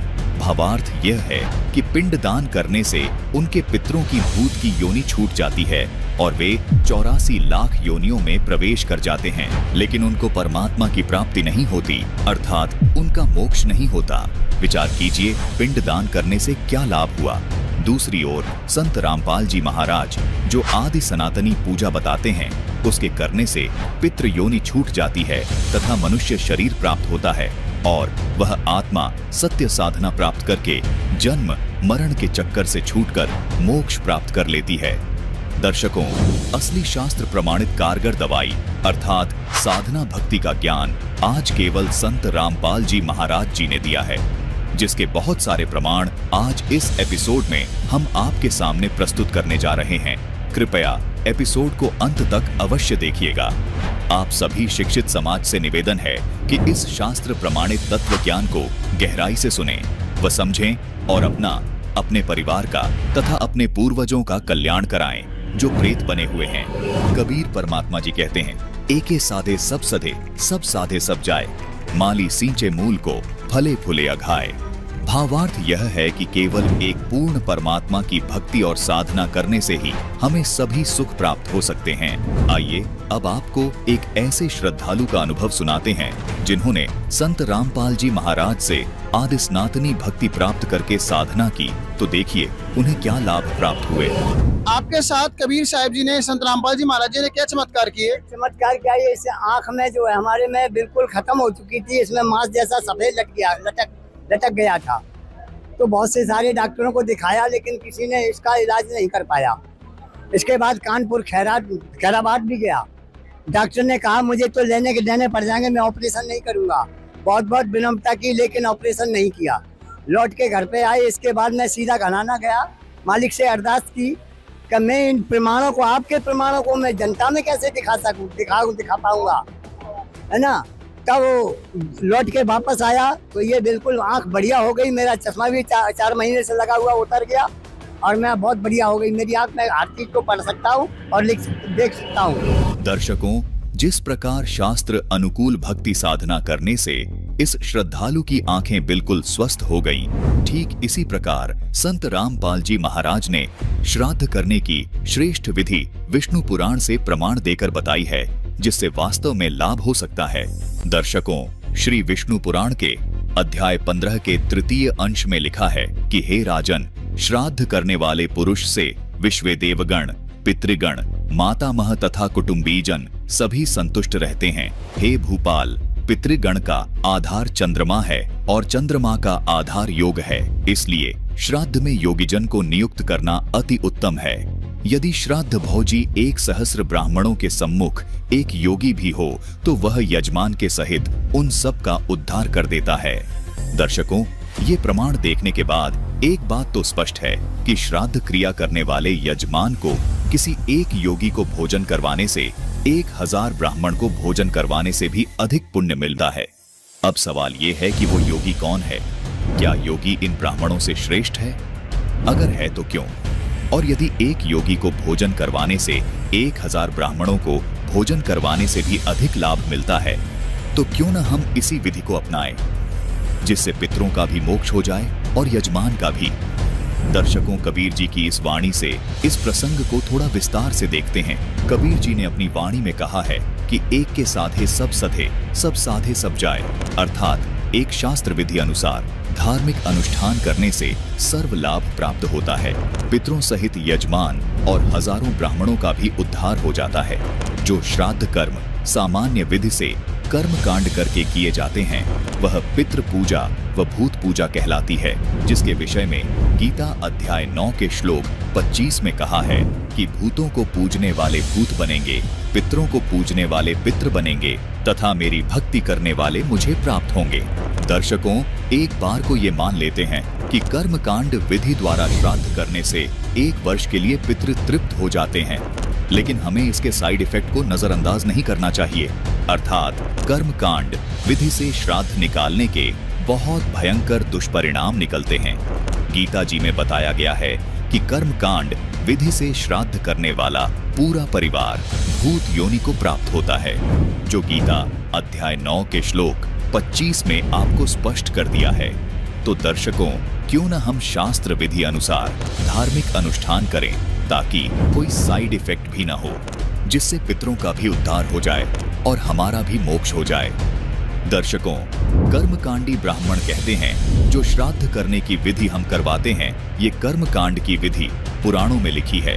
दर्शकों, इन कर्मकांडी ब्राह्मणों की बात को हम स्वीकार करते हैं कि कर्मकांड की ये विधि पुराणों में लिखी है, लेकिन दर्शकों, सवाल ये भी है कि संत रामपाल जी महाराज ने विष्णु पुराण से श्राद्ध करने की जो श्रेष्ठ विधि बताई है, वो भी तो पुराण में ही है। इसे ये कर्मकांडी ब्राह्मण क्यों दरकिनार कर रहे हैं? दर्शकों, तत्व ज्ञान के अभाव से ये ब्राह्मण जन गलती कर रहे हैं। ये पुराणों की उस विधि को नहीं कर रहे जिसके करने से सामान्य कर्मकांड से मिलने वाले लाभ से 1000 गुना ज्यादा लाभ मिलता है और पितरों का तथा यजमान का पूर्ण मोक्ष हो जाता है तथा हमें बार बार श्राद्ध करने की भी जरूरत नहीं पड़ती। दर्शकों, पुराणों में लिखी ये श्रेष्ठ विधि क्या इन ब्राह्मणों ने नहीं पढ़ी? सामान्य विधि वाले कर्म कांड करवाकर ये ब्राह्मण जनता को क्यों प्रेत बनवा रहे हैं? दर्शकों, प्रमाण के लिए एक बार फिर देखिए विष्णु पुराण से इस श्रेष्ठ श्राद्ध विधि का प्रमाण।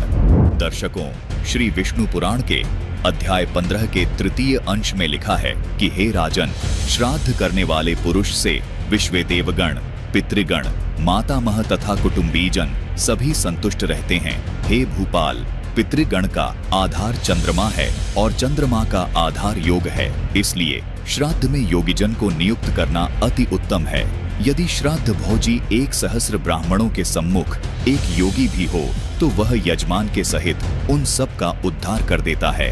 दर्शकों, विष्णु पुराण के इस प्रमाण ने स्पष्ट कर दिया कि एक योगी को भोजन खिलाने से कितना लाभ होता है। आइए अब संक्षिप्त में जानते हैं कि योगी की क्या पहचान है।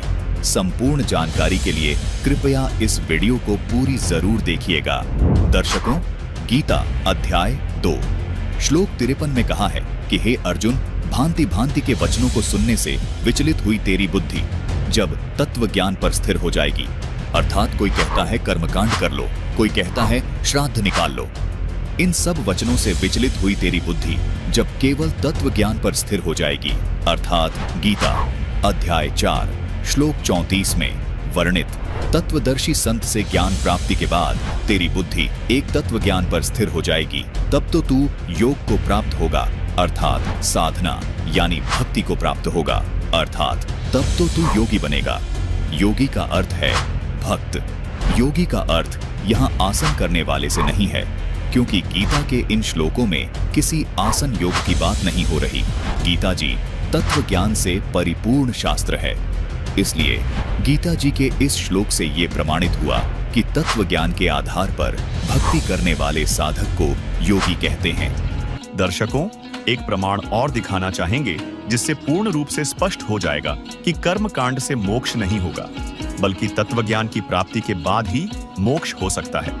देखिए, ये पुस्तक है गरुड़ पुराण सारोद्धार, जिसके अध्याय 16 के श्लोक नंबर 60 में लिखा है कि नाम मात्रेण संतुष्टा कर्म कांडता नरा मंत्रोच्चारण होमाद्यर्भामिता क्रतु विस्तरई। इस श्लोक का अनुवाद है कि कर्म कांड में आस्था रखने वाले मनुष्य शास्त्र बोधित नाम मात्र की फलश्रुतियों से संतुष्ट होकर के मंत्रोच्चारण और होमादि कृत्यों से तथा यज्ञ से विस्तृत विधानों से भ्रांत रहते हैं, उन्हीं में उलझे रहते हैं। अर्थात वे लोग जो कर्म कांड में आस्था रखते हैं, उन्हें शास्त्रों के सिर्फ नाम मात्र की श्रुतियां संतुष्ट कर लेती हैं और वे मंत्रों की उच्चारणा, होम और यज्ञों आदि कृत्यों में उलझे रहते हैं। इस पुस्तक के अध्याय 16 के श्लोक 70 में कहा है तस्मादित्यादिकम कर्म लोकरंजन कारकम मोक्षस्य कारणम साक्षात तत्वज्ञानम। खगेश्वर इस श्लोक का अनुवाद है कि हे खगेश्वर, पूर्वोक्त संपूर्ण कर्मानुष्ठान केवल लोकरंजन मात्र के लिए हैं, मोक्ष का कारण तो साक्षात तत्व ज्ञान ही है।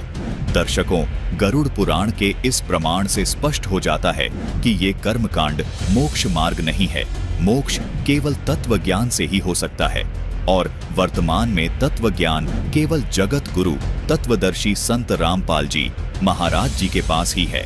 इस पुस्तक के अध्याय 5 के श्लोक 32 और 33 में कहा है कि मृतस्य एकादशहम तु भुंजानः श्वा विजायते लभे देवलको विप्रो योनिं कुक्कुट संझकाम द्रव्यार्थम देवता पूजाम यह करोति द्विजाधमः स वै देवलको नाम हव्य कव्येषु गर्हितः। इन श्लोकों का अनुवाद है कि किसी के मरणाशौच में एकादशाह तक भोजन करने वाला कुत्ता होता है। देवद्रव्य भोक्ता देवलक ब्राह्मण मुर्गे की योनि प्राप्त करता है। जो ब्राह्मणाधम द्रव्यार्जन के लिए देवता की पूजा करता है वह देवलक कहलाता है। वह देव कार्य तथा पितृ कार्य के लिए निंदनीय है।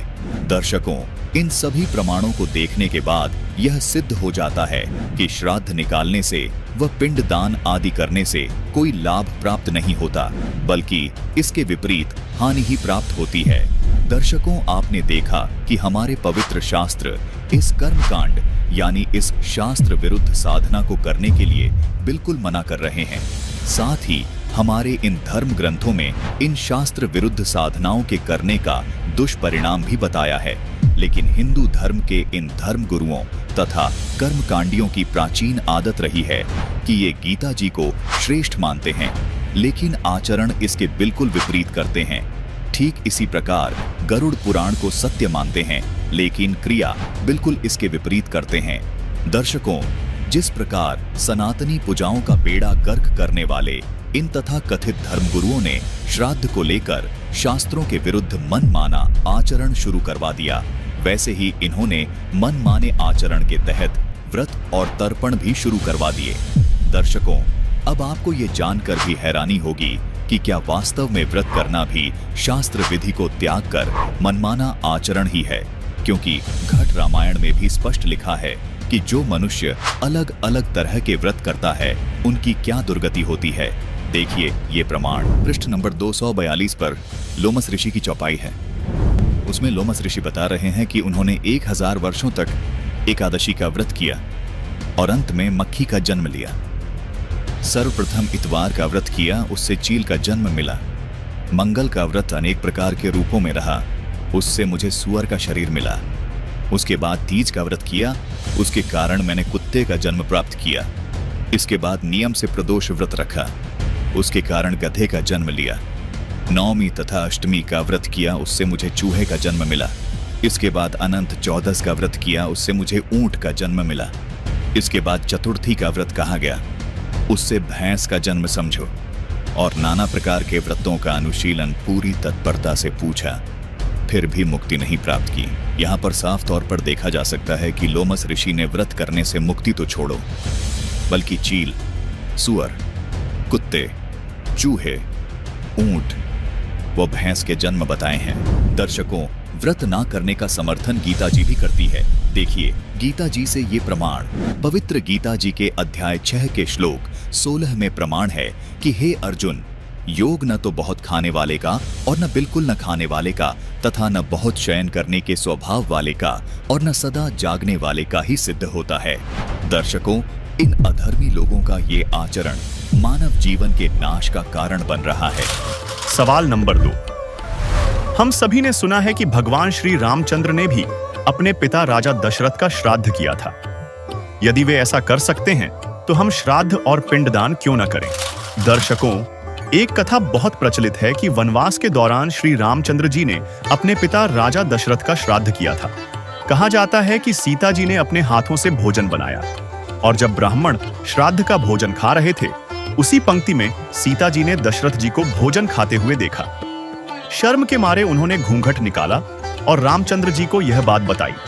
यानी मान्यता है कि दशरथ जी स्वर्ग से श्राद्ध का भोजन खाने आए थे। लेकिन दर्शकों, जरा ठहरिए, हमने पहले ही देखा कि वेदों और श्रीमद् भगवद गीता में श्राद्ध जैसे कर्मकांडों को व्यर्थ और शास्त्र विरुद्ध बताया गया है। फिर दशरथ जी जैसी नेक आत्मा का श्राद्ध, ये तो वही मनमाने आचरण है जो नकली धर्मगुरुओं और कथावाचकों ने फैलाए। शास्त्रों को छोड़कर ऐसी कहानियां गढ़ी गईं जिन्होंने दशरथ जैसे महान व्यक्तियों को भी गलत साधना में उलझाकर भूत पितर बना दिया। अब बताइए, अगर वे भूत पितर बन गए तो स्वर्ग के पकवान कहां, मोक्ष कहां? शास्त्र विरुद्ध साधना से तो कोई लाभ हो ही नहीं सकता। सोचिए, क्या एक दिन का भोजन देने से पितर तृप्त हो सकते हैं? जब वे जीवित थे तब दिन में 2 बार खाना खाते थे, तो क्या अब साल में 1 बार का भोजन उन्हें संतुष्ट कर देगा? जवाब साफ है, कदापि नहीं। श्राद्ध, पिंडदान, तर्पण जैसे कर्मकांड पूरी तरह शास्त्र विरुद्ध हैं, जिन्हें नकली धर्म गुरुओं और ब्राह्मणों ने अपने स्वार्थ के लिए शुरू किया। हमारे धर्म ग्रंथ साफ कहते हैं कि व्यक्ति जीवित रहते जो कर्म करता है, उसी के आधार पर उसे स्वर्ग, नरक, 84 लाख योनियां या भूत प्रेत योनि मिलती है। और अगर हम श्राद्ध करते हैं तो इससे हमारे कर्म खराब होते हैं और हम भी भूत पितर बनने की राह पर चल पड़ते हैं। क्यों? क्योंकि श्राद्ध वेद विरुद्ध है और गीता में इसे स्पष्ट रूप से वर्जित किया गया है। तो क्या हम परंपराओं के नाम पर अपने और अपने पितरों के लिए दुर्गति को न्योता दे रहे हैं? जिसका जवाब है जी हां। दर्शकों, चलिए अब इतिहास के पन्नों को पलटते हैं। 600 वर्ष पहले एक समय ब्राह्मण अपने पितरों को जल अर्पण कर रहे थे। तो देखिए कबीर साहिब ने ब्राह्मणों का भ्रम खंडन कैसे किया? एक समय कबीर साहिब जी ने इस प्रकार के पाखंड को खत्म करने के लिए पंडों का भ्रम निवारण किया था। तो उन बुद्धिमान पंडों ने कबीर जी द्वारा बताई गई सच्चाई को देखकर और जानकर कबीर जी से अपने अज्ञान क्रियाओं के लिए खेद प्रकट किया और तुरंत कबीर जी से नाम दीक्षा ले ली और अपना तथा अपने पूर्वजों का कल्याण करवाया। देखिए इस विषय पर यह विशेष 2D एनिमेशन वीडियो। एक समय कबीर साहब सुबह के समय गंगा घाट पर चले गए। वहां ब्राह्मण लोग सूर्य के सामने मुख करके गंगा जल हाथ में लेकर मंत्रों का उच्चारण करते हुए जल सूर्य को अर्पित कर रहे थे। कबीर साहब जी उन ब्राह्मणों को ये सब करते देख रहे थे। थोड़ी देर बाद कबीर साहब घुटनों पानी तक गंगा नदी में जाकर अपने दोनों हाथों से किनारे पर जोर जोर से पानी फेंकने लगे। ब्राह्मणों ने देखा कि ये कबीर ऐसा क्या कर रहा है। उन्होंने कबीर साहब जी से पूछा, हे कबीर, तू ये क्या कर रहा है? हे ब्राह्मण, मैंने आपसे नहीं पूछा कि आप क्या कर रहे थे, तो फिर आप मुझसे क्यों पूछ रहे हो कि मैं क्या कर रहा हूँ? पहले आप बताइए कि आप क्या कर रहे थे। हम तो अपने भूखे प्यासे पूर्वजों को स्वर्ग में जल अर्पित कर रहे हैं। अच्छा, अब मैं आपको बताता हूँ कि मैं क्या कर रहा था। दरअसल मैंने अपनी झोपड़ी के आगे एक छोटी सी बगीची लगा रखी है। मैं उसे सींच रहा हूँ। अरे भाई, तुम्हारी झोपड़ी तो यहाँ से काफी दूर है, उसे ये पानी कैसे मिलेगा? हे ब्राह्मण, एक बात बताओ, जब लाखों मील दूर स्वर्ग में ये जल अर्पित हो सकता है, आपके पूर्वजों को ये जल प्राप्त हो सकता है, तो 2 मील दूर जाने में इस जल को भला क्या परेशानी होगी? तो दर्शकों, इस प्रकार कबीर साहिब जी का ये सटीक तर्क सुनकर काशी के पंडित जी समझ गए कि हमारी ये क्रियाएं व्यर्थ हैं। कबीर साहिब जी ने उन्हें यहाँ ये भी समझाया कि आप एक ओर तो कह रहे हैं कि आपके पितर स्वर्ग में हैं, दूसरी ओर कह रहे हैं उनको पीने का पानी नहीं मिल रहा, उनको सूर्य को अर्घ देकर जल पार्सल करते हैं। यदि स्वर्ग में पीने के पानी का ही अभाव है तो उसे स्वर्ग नहीं कह सकते, वह तो रेगिस्तान होगा। वास्तव में वे पितरगण यमराज के अधीन यमलोक रूपी कारागार में अपराधी बनाकर डाले जाते हैं। वहां पर जो निर्धारित आहार है वह सबको दिया जाता है। जब पृथ्वी पर बनी कारागार में कोई भी कैदी भोजन के बिना नहीं रहता, सबको खाना पानी मिलता है, तो यमलोक वाली कारागार जो निरंजन काल ने बनाई है उसमें भी भोजन और पानी का अभाव नहीं है। अब सुनिए श्राद्ध के भ्रम खंडन से संबंधित संत रामपाल जी महाराज का यह अनमोल सत्संग। एक जीवित उदाहरण देता हूं आपको। मेरे पूज्य गुरुदेव जी इसी हरियाणा स्टेट से भिवानी डिस्ट्रिक्ट में एक दादरी के पास बड़ा पैतावास गांव है, वहां के रहने वाले थे। उनका जन्म पवित्र ब्राह्मण कुल में हुआ था, लेकिन उनको ज्ञान हो गया था कि जिस आधार से ये ब्राह्मण ब्राह्मण कहलाते हैं ये ब्राह्मण नहीं है, ये तो एक परंपरा पड़ेगी। जैसे कोई वैद्य था और बहुत सुप्रसिद्ध वैद्य था, नब्ज पकड़ते ही रोग बता देता था और बढ़िया औषधि देकर स्वस्थ कर देता था। तो उस वैद्य के वंशजों को आने वाले समय में वैद्य कहने लग गए सारे, कृपाराम वैद्य, बलवान सिंह वैद्य, फलाना वैद्य। और वो वैद्य है केवल सरनेम बन गया उनका, वो वैद्य नहीं है। उस वैद्य के वंशज होने के कारण वैद्य नाम से प्रसिद्ध हो गए हुए, और जानते नहीं पेट के दर्द की दवाई फिर खाक वैद्य है वो। इसी प्रकार जो ब्राह्मण है वर्तमान के, जिनको हम ब्राह्मण कहने लाएंगे, ब्राह्मण, तो उस कुल में हमारे पूज्य गुरुदेव जी का जन्म हुआ। और उनको जब ज्ञान हुआ, जब पता चला कि ये तो केवल ब्राह्मण है, पंडित नहीं है। पंडित सोए जो पिंड की जाने। मेरे दादा गुरु जी थे, वो दिल्ली के अंदर छावला गांव के जाट थे, किसान। और वो हमारे जो दादा गुरु जी के जो गुरु जी थे, जो जिनके वो संपर्क में आए, उन्होंने उनको काशी विद्यापीठ में पढ़ा दिया, उस किसान के लड़के को। और फिर वो 4 विषय के आचार्य बन गए। उनको पंडित चिदानंद नाम से जाना जाता रहा। आज भी उनका खरखोदा के पास में, जिला सोनीपत हरियाणा में, एक गोपालपुर छोटा सा गांव है, उसमें उनका आश्रम है हमारे दादा गुरु जी का। उस पर बोर्ड लगा हुआ है पंडित चिदानंद आश्रम। वो जाट होकर पंडित को आए और हमारे गुरुदेव जी ब्राह्मण थे। बोले नहीं, हम ब्राह्मण नहीं, हम संत हैं। तो कहने का भाव ये है कि मेरे पूज्य गुरुदेव जी जब 15-16 वर्ष की आयु के थे, खेतों में पशु चरा रहे थे। पहले यही काम करते थे, गौएं चराते थे अपने अपने। इनके जमीन भी थी, खेती भी करते थे। और हमारे जो दादा गुरु जी थे उनके संपर्क में आ गए। इनको प्रेरणा हुई। इन्होंने सोचा कि यदि मैं घर से निकलूंगा वैसे तो पीछे पीछे घर वाले भाग लेंगे, ये फेर लाओगे पकड़ के। उन्होंने ऐसी सूझबूझ की। पहले वन बहुत होते थे, जंगल होते थे बड़े बड़े। इन्होंने क्या किया, एक दिन 2 कपड़े ले गए अपने, 2 ड्रेस, एक पहन गए एक और ले गए। और शाम के समय जब पशुओं को लेकर चलने का समय हुआ, अपने साथी दूसरे ग्वालों से कहा कि आप चलो, मैं आ रहा हूं, एक बार फ्रेश होया हूं। जंगल में घुस गए और वो अपने पशु लेकर घर न आ गए। उन्होंने क्या किया, जंगल में जाके दिन में वो देख आए थे सारा साजबाद। एक पशु खा रखा था किसी हिंसक पशु ने, किसी शेर ने या भेड़िए ने, कोई बकरा बुकरा खा रखा था। उसकी अस्थि पड़ी थी। उनके पास, उनके ऊपर अपने कपड़े डाल दिए जो पहन के गया था, और दूसरे पहन करके वो सीधे चले गए जहां मेरे गुरुजी थे, उनके गुरुजी थे। अब रात्रि का समय हो गया। उस समय कोई ऐसा टॉर्च टार्च भी ना होया करती गांव में। लगभग 100-125 वर्ष पहले की बात है। कुछ देर इंतजार की भाई। वो उनका नाम था हरद्वारी बचपन का। तो घर वालों ने पूछा, और दूसरे साथियों जो उनके साथ गए थे ग्वाले, भाई हरद्वारी नहीं आया। उन्होंने कहा कि वो आता ही होगा, वो फ्रेश होने चला गया था थोड़ा सा अंदर। काफी देर इंतजार करके घर वालों ने चिंता बन गई, भाई कोई हिंसक पशु रहते हैं यहाँ पर जंगल में, और बालक को कहीं हानि ना पहुंचा दियो। 10-15 व्यक्ति चले साथ में ग्वालों को लेकर के, जिनने देखा था इधर गया था अंधेरे में। उसमें ऐसी टॉर्च टार्च भी ना थी, एक दीपक सा जला रखा था, लालटेन दे रखी थी, थोड़ा थोड़ा टिमटिमाता सा प्रकाश था। ढूंढते ढूंढते खोजते खोजते अंदर गए, देखा तो वहां कपड़े पड़े, अस्थि पड़ी। एकदम अंधे हो गए। कहने लगे भाई बच्चा तो खा लिया।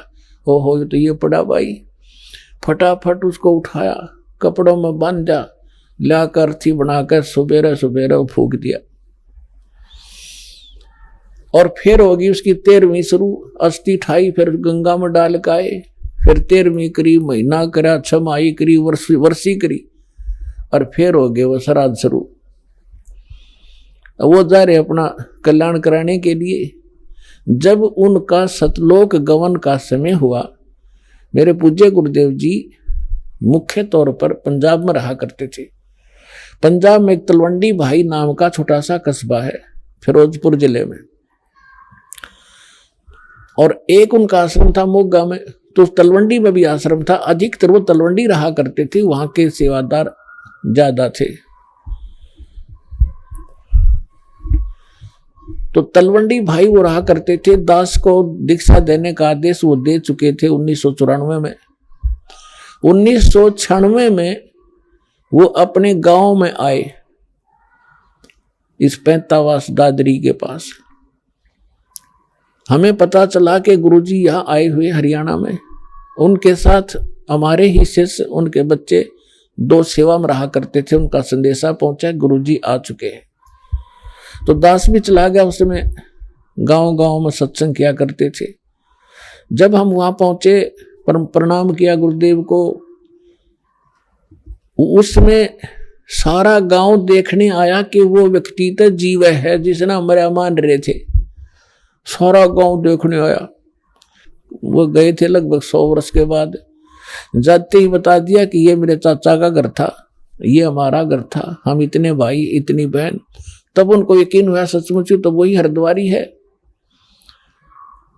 सारी पीढ़ी बता दी। तो जब दास वहां पहुंचा तो एक 92 वर्ष की 92 ईयर ओल्ड उनकी भाभी बैठी थी। ऐसे बात चलती रही। मैंने उनसे पूछा कि जब हमारे गुरुजी घर त्यागकर चले गए थे तो आपने पीछे से कैसा महसूस किया? यहां नहीं थे, आपने मृत मान रखा था।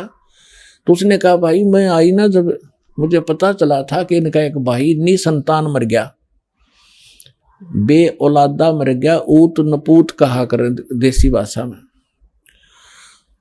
और इनके हिस्से की जमीन थी 3-4 एकड़, 4-5 एकड़ जमीन इनके हिस्से में आती थी।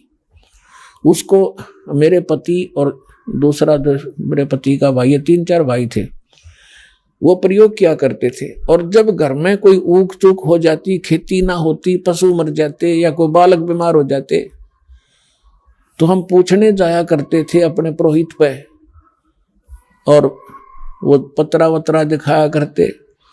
तो वो कहा करते कि आपका एक बेऔलादा मर रहा है, निसंतान मरा हुआ है हरद्वारी, और वो सिद्ध है तुमने, वो हानि कर रहा है, वो प्रेत बना हुआ है, पितर बना हुआ है, वो प्रेत बाधा तुम्हें दुखी कर रही है। उसके लिए फिर जो सा भी वो जंतर मंत्र बताते हम सारा करया करते, श्राद्ध भी निकाला करते थे। तो फिर मैंने उनसे कहा, माता जी गीता जी में लिखा है 9वें अध्याय के 25वें श्लोक में कि भूत पूजनीय भूत बनेंगे और पितर पूजनीय पितर बनेंगे, देवताओं के पुजारी देवताओं के प्राप्त होंगे, मेरी भक्ति करने वाला मुझे प्राप्त होगा। तो ये तो गलत साधन आपके सामने देख लो, ये तो जनता का कल्याण करने लग रहे और आप इसका कल्याण के लिए ठगे जा रहे थे। नो बोली भाई बात तो सच्ची है। मैं बोला जी अब तो त्याग दो इन बकवादों को, इन श्राद्धों को। नो बोली ना भाई, नो को कर छोड़ दिया तो पुरानी लाग है, वहां बाढ़ में जाए पुरानी लाग है। अरे इतना प्रत्यक्ष देख रहे हो आप फिर भी नहीं मान रहे, तेरा गजब हो। तो पुण्यात्माओं सौभाग्य आपका, ये परिवर्तन होगा ये सच्चाई के आधार से। पहले तो हम डरा रखे थे नकलिया ने, नो नहीं करोगे तो न्यू हो जाएगा, फलान हो जाएगा, खाक हो जाएगा। मालिक सिर पर बैठे, समर्थ का शरणाग हो रंग होरी हो, भाई कदे न हो काज राम रंग होरी हो। समर्थ का शरणाओ फिर कैसे हो जाए। सवाल नंबर 3, यदि हमारे धर्म गुरुओं द्वारा बताई गई श्राद्ध की विधि गलत है तो पितरों के उद्धार के लिए श्राद्ध करने की सबसे उत्तम और प्रामाणिक विधि कौन सी है? दर्शकों, हमारे पवित्र शास्त्र साफ कहते हैं कि सत्य साधना का मार्ग केवल तत्वदर्शी संत ही दिखा सकता है। गीता के अध्याय 4 श्लोक 32 और 34 में गीता ज्ञान दाता ने स्पष्ट किया है कि सच्चिदानंद घन ब्रह्म का तत्व ज्ञान जो उनके मुख से वाणी के रूप में निकलता है, उसे समझने के लिए तत्वदर्शी संतों के पास जाना चाहिए। उन्हें भली भांति दंडवत प्रणाम कर, उनकी सेवा कर और कपट छोड़कर सरल मन से प्रश्न करने से वे ज्ञानी महात्मा उस परमात्मा के तत्व ज्ञान का उपदेश देते हैं, क्योंकि केवल तत्वदर्शी संत ही आदि सनातनी भक्ति यानी शास्त्रानुकूल भक्ति प्रदान करता है। मोक्ष प्राप्ति की आदि सनातनी पूजा के 3 चरण होते हैं। प्रथम चरण की साधना में इन पंचदेव की साधना के मंत्र होते हैं। उसके बाद दूसरे चरण की साधना जो कि सनातनी पूजा भी कहलाती है, इसके मंत्र होते हैं ओम तत्, यहाँ तत् सांकेतिक मंत्र है। उसके बाद तीसरे चरण की साधना आदि सनातनी पूजा कहलाती है। इसके मंत्र होते हैं ओम तत्सत, यहाँ तत् और सत सांकेतिक हैं। भक्ति साधना के इन 3 चरणों को आप इस प्रकार समझें, जैसे प्रथम चरण की साधना जो कि पंचदेव पूजा है, उसको आप प्राथमिक शिक्षा जाने अर्थात 5वीं कक्षा तक की पढ़ाई जाने, जिसके पढ़ने से आपको आपके जीवन में केवल आंशिक लाभ प्राप्त होते हैं। लेकिन प्रथम चरण की ये साधना भक्ति मार्ग में बेहद महत्वपूर्ण है। जिस प्रकार 5वीं कक्षा तक की पढ़ाई पूरी किए बिना 10वीं 12वीं तक की पढ़ाई नहीं की जा सकती, इसी प्रकार प्रथम चरण की ये पंचदेव साधना किए बिना दूसरे व तीसरे चरण की साधना नहीं की जा सकती। दूसरे चरण की साधना जो कि सनातनी पूजा है, ये गीता अध्याय 15 के श्लोक 16 में बताए क्षर और अक्षर पुरुष की पूजा है। इसको आप उच्च शिक्षा अर्थात इसको आप 10वीं तक की कक्षा की पढ़ाई जाने, जो आपको प्राथमिक शिक्षा से कुछ ज्यादा लाभ देती है। तीसरे चरण की साधना, जो कि आदि सनातनी पूजा है। गीता जी अध्याय 17 के श्लोक 23 में भी इसका वर्णन है। ये गीता अध्याय 8 के श्लोक 3 में बताए परम अक्षर ब्रह्म की पूजा है। इसको आप सर्वोच्च शिक्षा जाने, जो कि आपको सब सुख और लाभ प्राप्त करवाती है। दर्शकों, केवल संत रामपाल जी महाराज ही आध्यात्मिक मार्ग की भक्ति साधना इस प्रकार 3 चरण में पूरी करते हैं। दर्शकों, आपको यहाँ ये भी शंका हो सकती है कि इस द्वादश अक्षर मंत्र को एक नाम अर्थात एक मंत्र क्यों कहा जाता है, जबकि ये तो अलग अलग देवी देवताओं के 5 नाम हैं।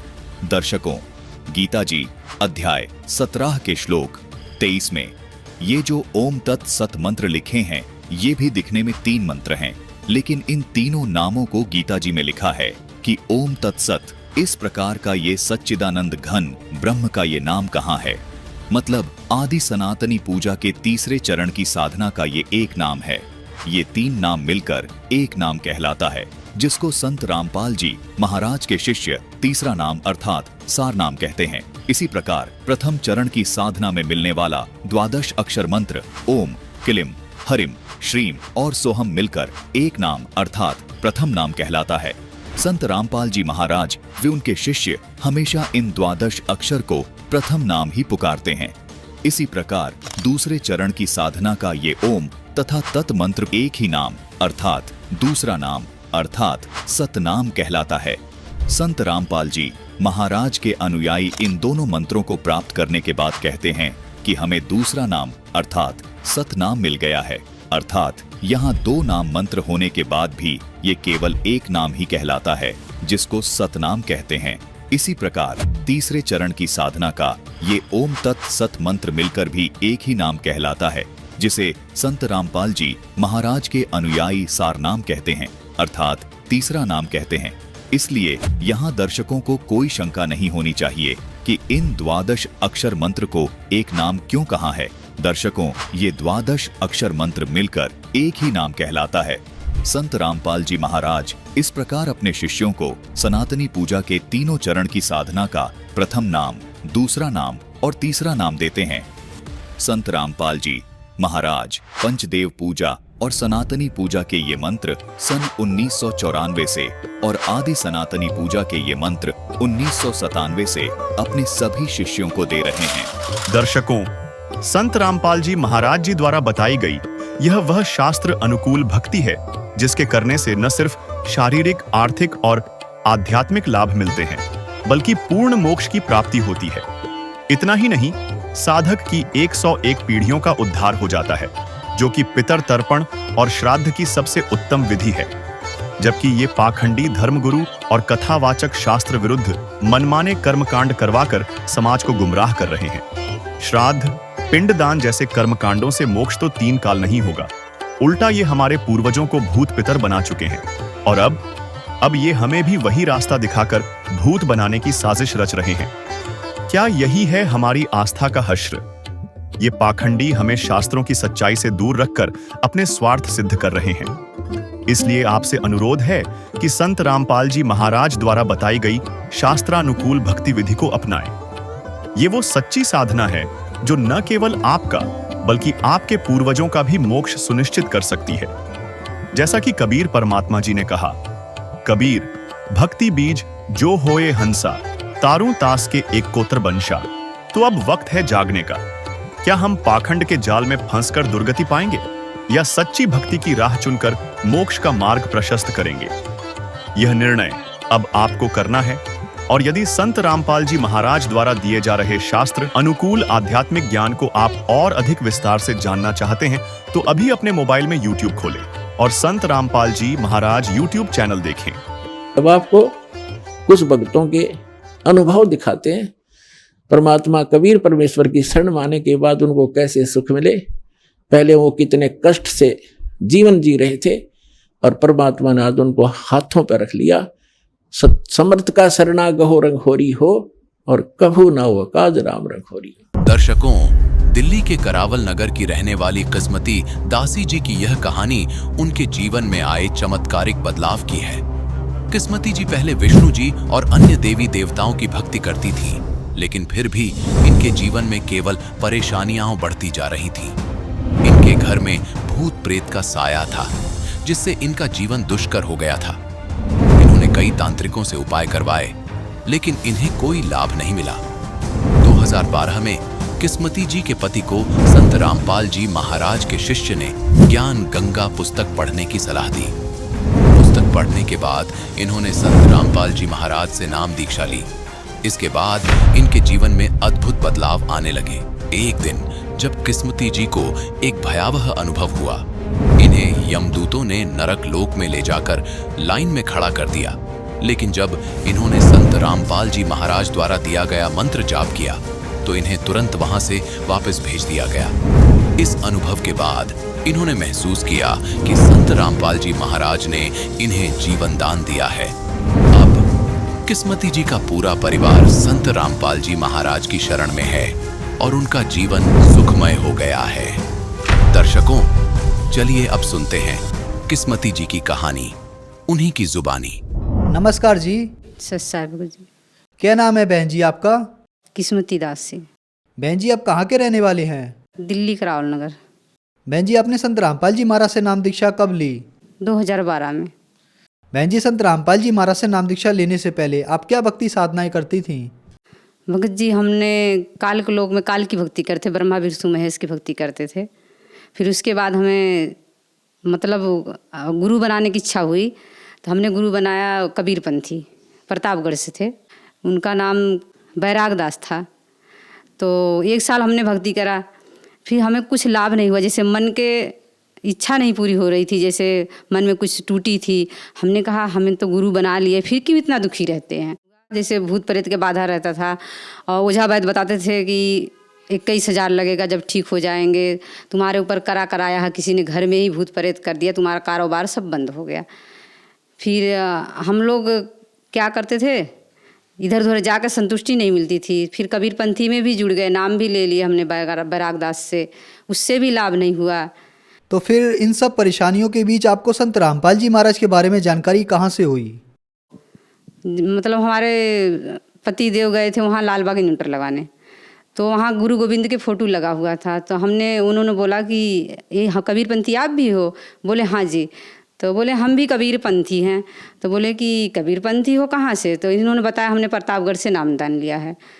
तो बोले कि हमारे पास एक ज्ञान गंगा है, आप ज्ञान गंगा पढ़ो, उसमें बहुत सारा ज्ञान है, जैसे गीता वेद पुराण शास्त्र से अनुसार भक्ति बताते हैं हमारे गुरुजी। ये भक्ति करोगे तो अपने गुरुजी को भूल जाओगे। तो बोले कि ऐसी क्या बात है ज्ञान गंगा में?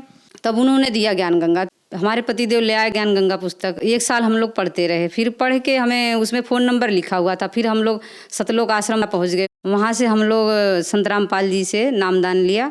बहन जी हमने सुना है कि जो भी श्रद्धालु संत रामपाल जी महाराज से नाम दीक्षा लेते हैं उनको कोई ना कोई लाभ अवश्य प्राप्त होते हैं, चाहे वो आध्यात्मिक हो, भौतिक हो, शारीरिक हो या मानसिक हो। तो क्या संत रामपाल जी महाराज से नाम दीक्षा लेने के बाद आपको भी कोई लाभ प्राप्त हुए? हाँ जी, बहुत लाभ प्राप्त हुआ। भगत जी से भूत प्रेत के बाधा था, सबने चढ़ाने बोला था 21,000 2100 और बकरे चढ़ाओ, पूरी हलवा चढ़ाओ मसानी के, ठीक हो जाएगा। फिर भी ठीक नहीं हुआ प्रेत बाधा। तो फिर हमने जब संत रामपाल जी के शरण में गए, नाम दीक्षा लिए, हम लोग नाम लेके आ रहे थे। जैसे हमारी बड़ी लड़की थी, उसे काल अटैक करा, उसकी जैसे दौड़ा की बीमारी थी। ट्रेन में आते ही समय यहाँ सकुर बस्ती में जैसे उसे आया भूत प्रेत के बाधा, उसने एकदम हाथ पैर अकड़ गया। फिर हम लोग अमृत जल लिए थे, गुरुजी के आश्रम से ले आए थे, संत रामपाल जी के आश्रम से लाए थे। फिर उसके पिलाए, तुरंत उसे होश आ गया। संत रामपाल जी की दया से हमारी लड़की जो थी, उसे मिर्गी दौड़ा आता था, वो ठीक हो गई। और लड़का हमारा 18-19 साल के घर से नाराज होकर भाग गया 12 बजे रात के। फिर उसे संत रामपाल जी मिले तो वहाँ बोले कि बेटा तू ऐसा इतनी रात के तू कहाँ से यहाँ घूम रहा? तो बोला कि मैं घर से नाराज होके आ गया। बोले कि घर से कोई नाराज होके आता माता पिता से? अच्छा घर चला जा। तो बोला कि मैं घर नहीं जाऊँगा। बोले घर चला जा, ये ट्रक जा रहा है, ट्रक पे बैठा दिए उसे, कह रहे हैं इसे वहाँ भजनपुरा छोड़ देना इस लड़के के। तो ट्रक वाला लाया, भजनपुरा छोड़ के गया। फिर 2 बजे रात घर आया। तो हमने बोला तू तो घर से नाराज होके गया था, कैसे आ गया?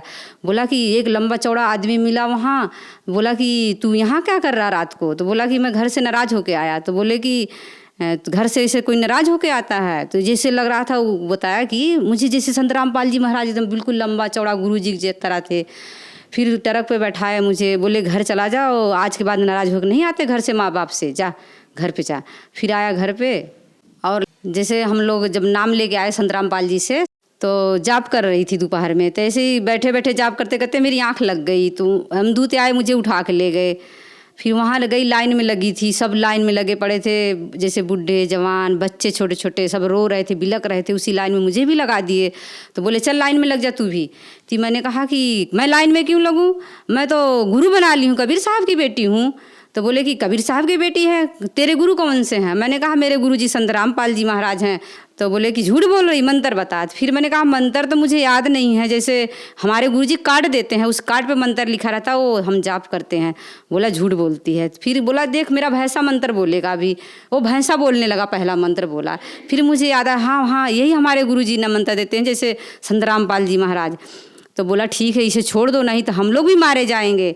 फिर वहाँ से मुझे छोड़ दिए, गड़गड़ गड़गड़ एकदम गोल गोल घूमते घूमते नीचे आई, मेरी आँख खुली। मैंने कहा हे बंदी छोड़, मैं कहाँ पहुँच गई थी।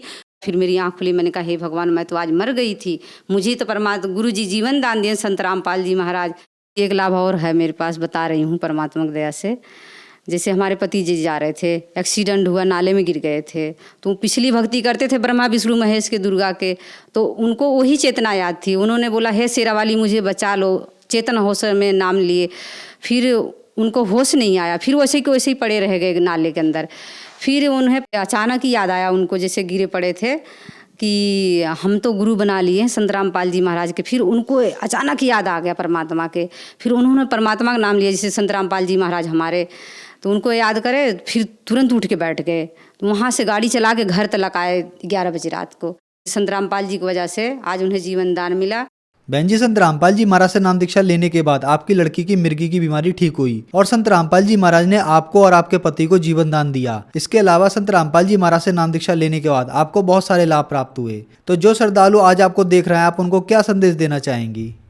संदेश तो यही देना चाहते हैं, संदेश क्या कि प्रार्थना ही कर सकते हैं उनसे, कि जैसे हम मनुष्य के जीवन पाके सत भक्ति करते नहीं थे, देवी देवता के चक्कर में बर्बाद होते गए, कारोबार हमारा लूट गया, मकान बिक गया, जैसे हम बर्बाद हो गए वैसे आप मत बर्बाद हो। संत रामपाल जी महाराज के चैनल पे सत्संग आता है, देखो, और वेद अनुसार गुरु जी हमारे भक्ति देते हैं, करो और मनुष्य के जीवन सफल बनाओ। धन्यवाद बहन जी। सत्साहेब। तो पुण्यात्माओं, आपका कर्तव्य बनता है, कहते हैं आप तेरा जगतार ही,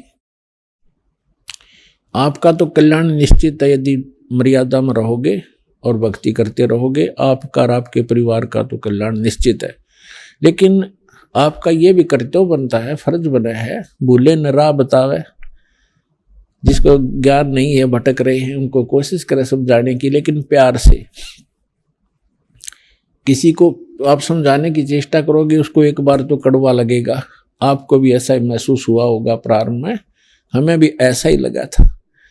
जैसे गोरखनाथ जी को परमात्मा ने कहा था, गोरखनाथ मैं सबका गुरुआ, मैं सबका गुरु हूं पूरे विश्व का।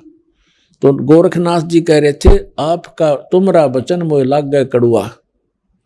आप जो कह रहे हो ना अपने आप को, मैं सबका मार्गदर्शक हूं, गुरु हूं, ये बात मुझे अच्छी नहीं लगती, कड़वी लगती है, बुरी लगती है। तब परमेश्वर ने कहा था कि कड़वा लगे सो मीठा होई, हमरी बात पतीजा जोई। हमारी बात पर विश्वास करोगे तो आज जो आपको कड़वा लग रहा है एक दिन मीठा होगा।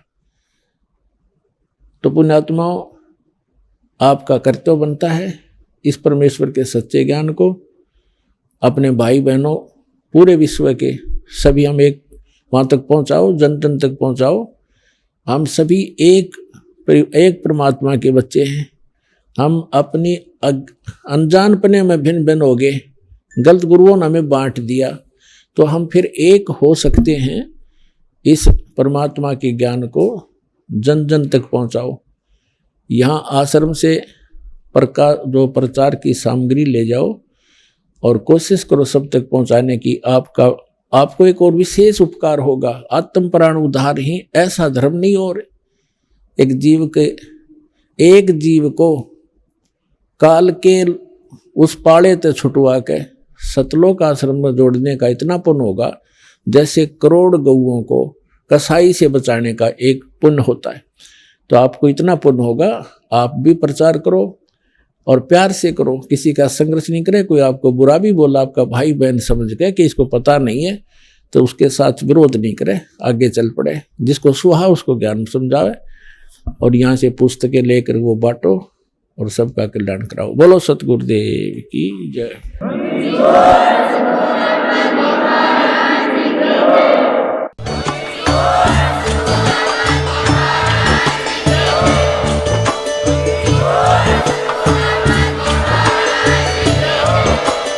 आप सुन रहे थे जगत गुरु तत्वदर्शी संत रामपाल जी महाराज जी के मंगल प्रवचन। अधिक जानकारी के लिए विजिट कीजिए हमारी वेबसाइट www.jagatgururampalji.org। संत रामपाल जी महाराज जी के शुभ आशीर्वाद से पूरे विश्व भर में 500 से भी ज्यादा नाम दीक्षा केंद्र हैं, जिन पर संत रामपाल जी महाराज जी द्वारा ऑनलाइन निशुल्क नाम दीक्षा दी जा रही है। अपने नजदीकी नाम दीक्षा केंद्र का पता करने के लिए संपर्क करें 8222880541।